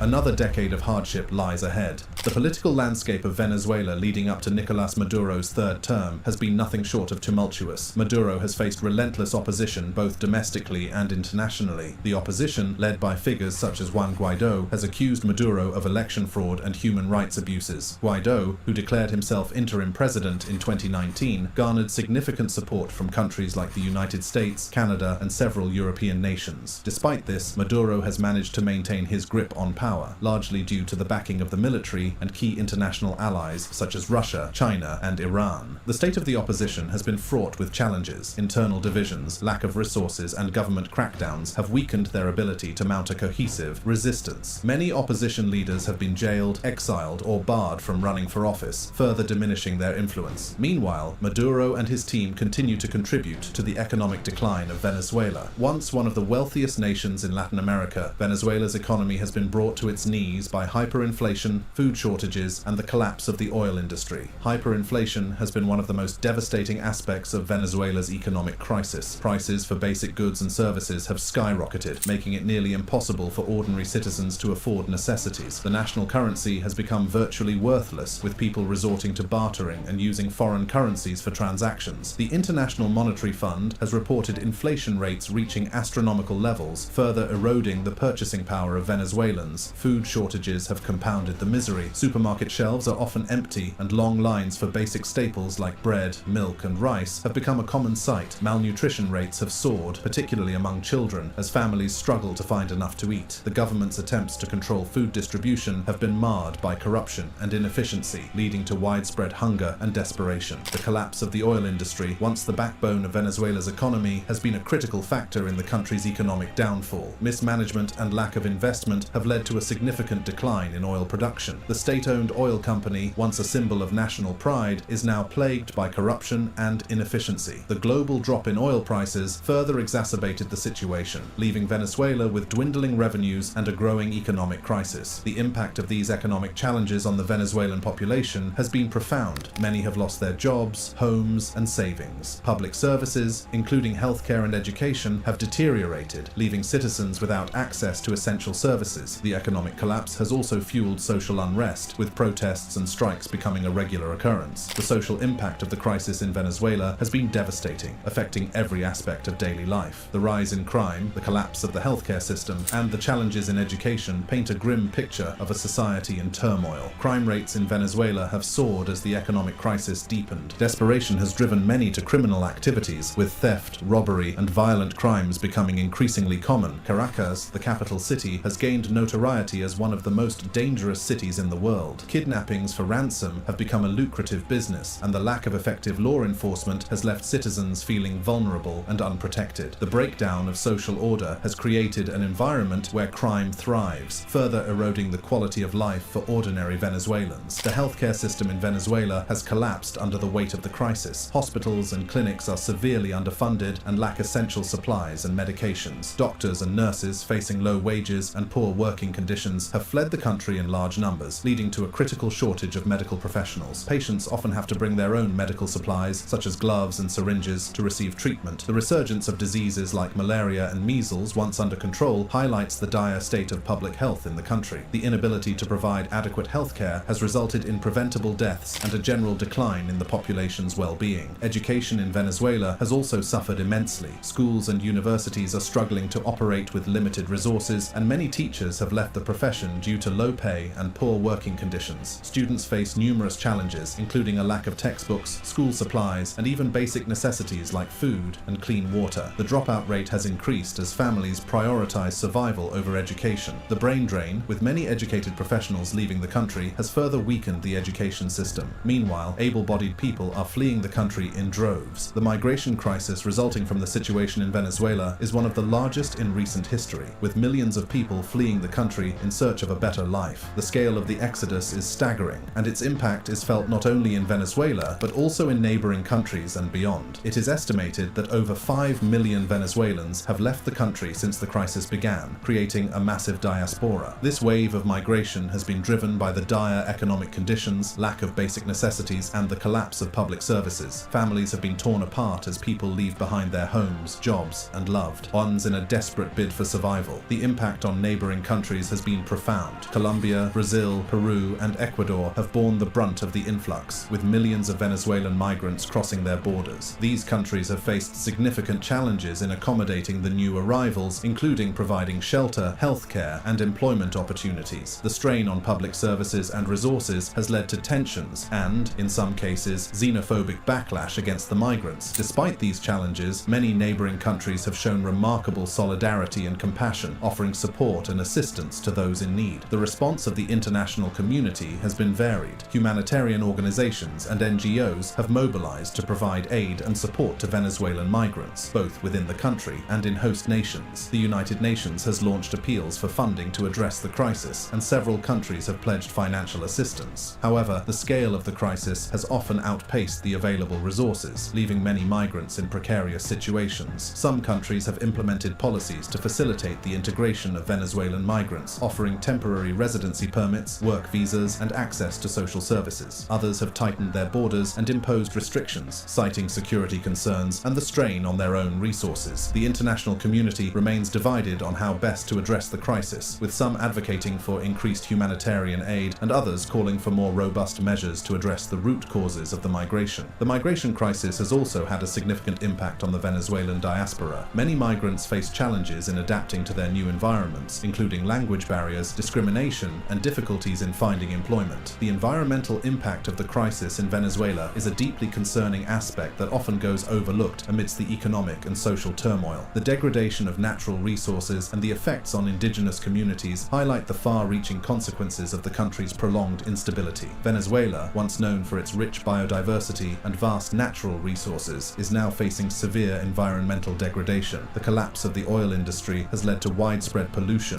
with oil spills and leaks contaminating rivers, lakes, and coastal areas. The lack of maintenance and oversight in oil extraction and refining processes has resulted in significant environmental damage affecting both wildlife and human populations. The Orinoco River, one of the longest rivers in South America, has been particularly impacted by oil contamination, threatening the deforestation-caused ecosystems that depend on its waters. Deforestation is another major issue exacerbated by the crisis. Illegal mining and logging activities have surged as people seek alternative sources of income. The Amazon rainforest, which extends into southern Venezuela, has seen increased rates, leading to the loss of critical habitats for countless species. The destruction of these forests not only contributes to global climate change, but also undermines the livelihoods of indigenous communities who rely on the forest for their sustenance and cultural practices. The effects on indigenous communities have been particularly devastating. The challenges facing Venezuela are immense, but potential paths to recovery do exist. That is, addressing the economic collapse, political instability, and social crises will require comprehensive reforms, political negotiations, and substantial international aid. Economic reforms are crucial for Venezuela's recovery. The country needs to diversify its economy, reducing its dependence on oil exports and fostering other sectors such as agriculture, manufacturing, and tourism. Implementing sound fiscal policies, combating corruption, and restoring investor confidence are essential steps. Stabilizing the national currency and controlling hyperinflation will also be critical. These reforms will require strong leadership and a commitment to transparency and accountability. Political negotiations are another vital component of the recovery process. The deep political divide between the government and the opposition has been a significant barrier to progress. Meaningful dialogue and negotiations are necessary to reach a consensus on key issues, including electoral reforms, human rights, and the rule of law. Establishing a transitional government or power-sharing arrangement could help pave the way for free and fair elections, ensuring that the voices of all Venezuelans are heard. Thanks for watching. Check out the other cards on your screen.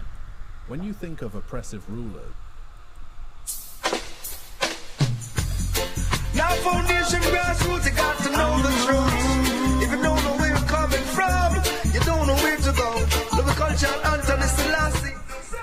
Yes, people, of course, we have come to the end of tonight's program. Of course, it's now, 11 minutes past of 10 o'clock. I trust that you have been enlightened. Of course, tomorrow night we will go into details as to some of the issues that are particularly similar to Trinidad and Tobago. And of course, I'm sure that you have identified several areas that are similar to us. The whole question of the devastation of the economy, the undermining of the electoral process and the subverting thereof, the brutal and harsh policies and programs that has been implemented by the Rowley administration, the corruption, nepotism, and of course tonight we highlighted, of course, Balisier House, and we can go on and on. But of course tomorrow night I'm sure that a lot of you will have your own views as to and some of the areas that would have been highlighted tonight. Comprehensive as it is, I thought it was important so to do in order for us to understand that if we don't take corrective action in Trinidad, or put another way, preemptive and corrective actions, then of course we can end up like Venezuela in total decadence and total destruction, and our society may well morph into, of course, a kind of Haiti, a kind of North African environment where, of course, it will be extremely difficult to survive in such a society, and therefore migration and all of the other factors will be, of course, a critical issue. But as Trinbagonians, I think we have the spirit, we have the temerity, we have the will, we have the camaraderie to take charge of Trinidad and Tobago away from Rowley and his miscreants and, of course, parasitic oligarch and his attempts to generate an elitist society where the PNM and things associated with the PNM, people associated with the PNM, dominate and rule. No, this is a democracy and we will fight. Only when good men stay idly by and watch devils such as Rowley dominate can, of course, such an evil survive or prevail. Have a wonderful rest of the night. God bless. God bless. God bless. See you tomorrow night at 8 o'clock.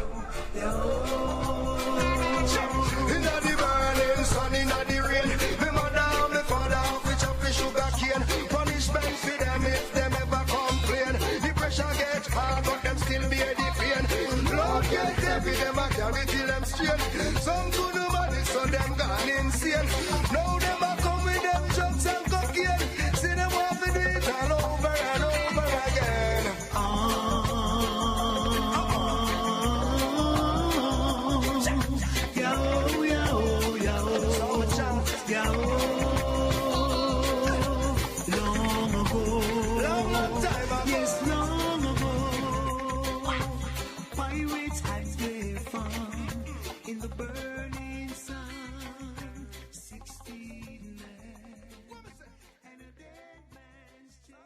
To go, Louis Culture, Anthony Selassie, say so. Long ago, long time ago, yes, long ago, pirates had their fun in the burning sun. 16 men, and a dead man's chase. Yo, yo, yo, and a bottle of rum.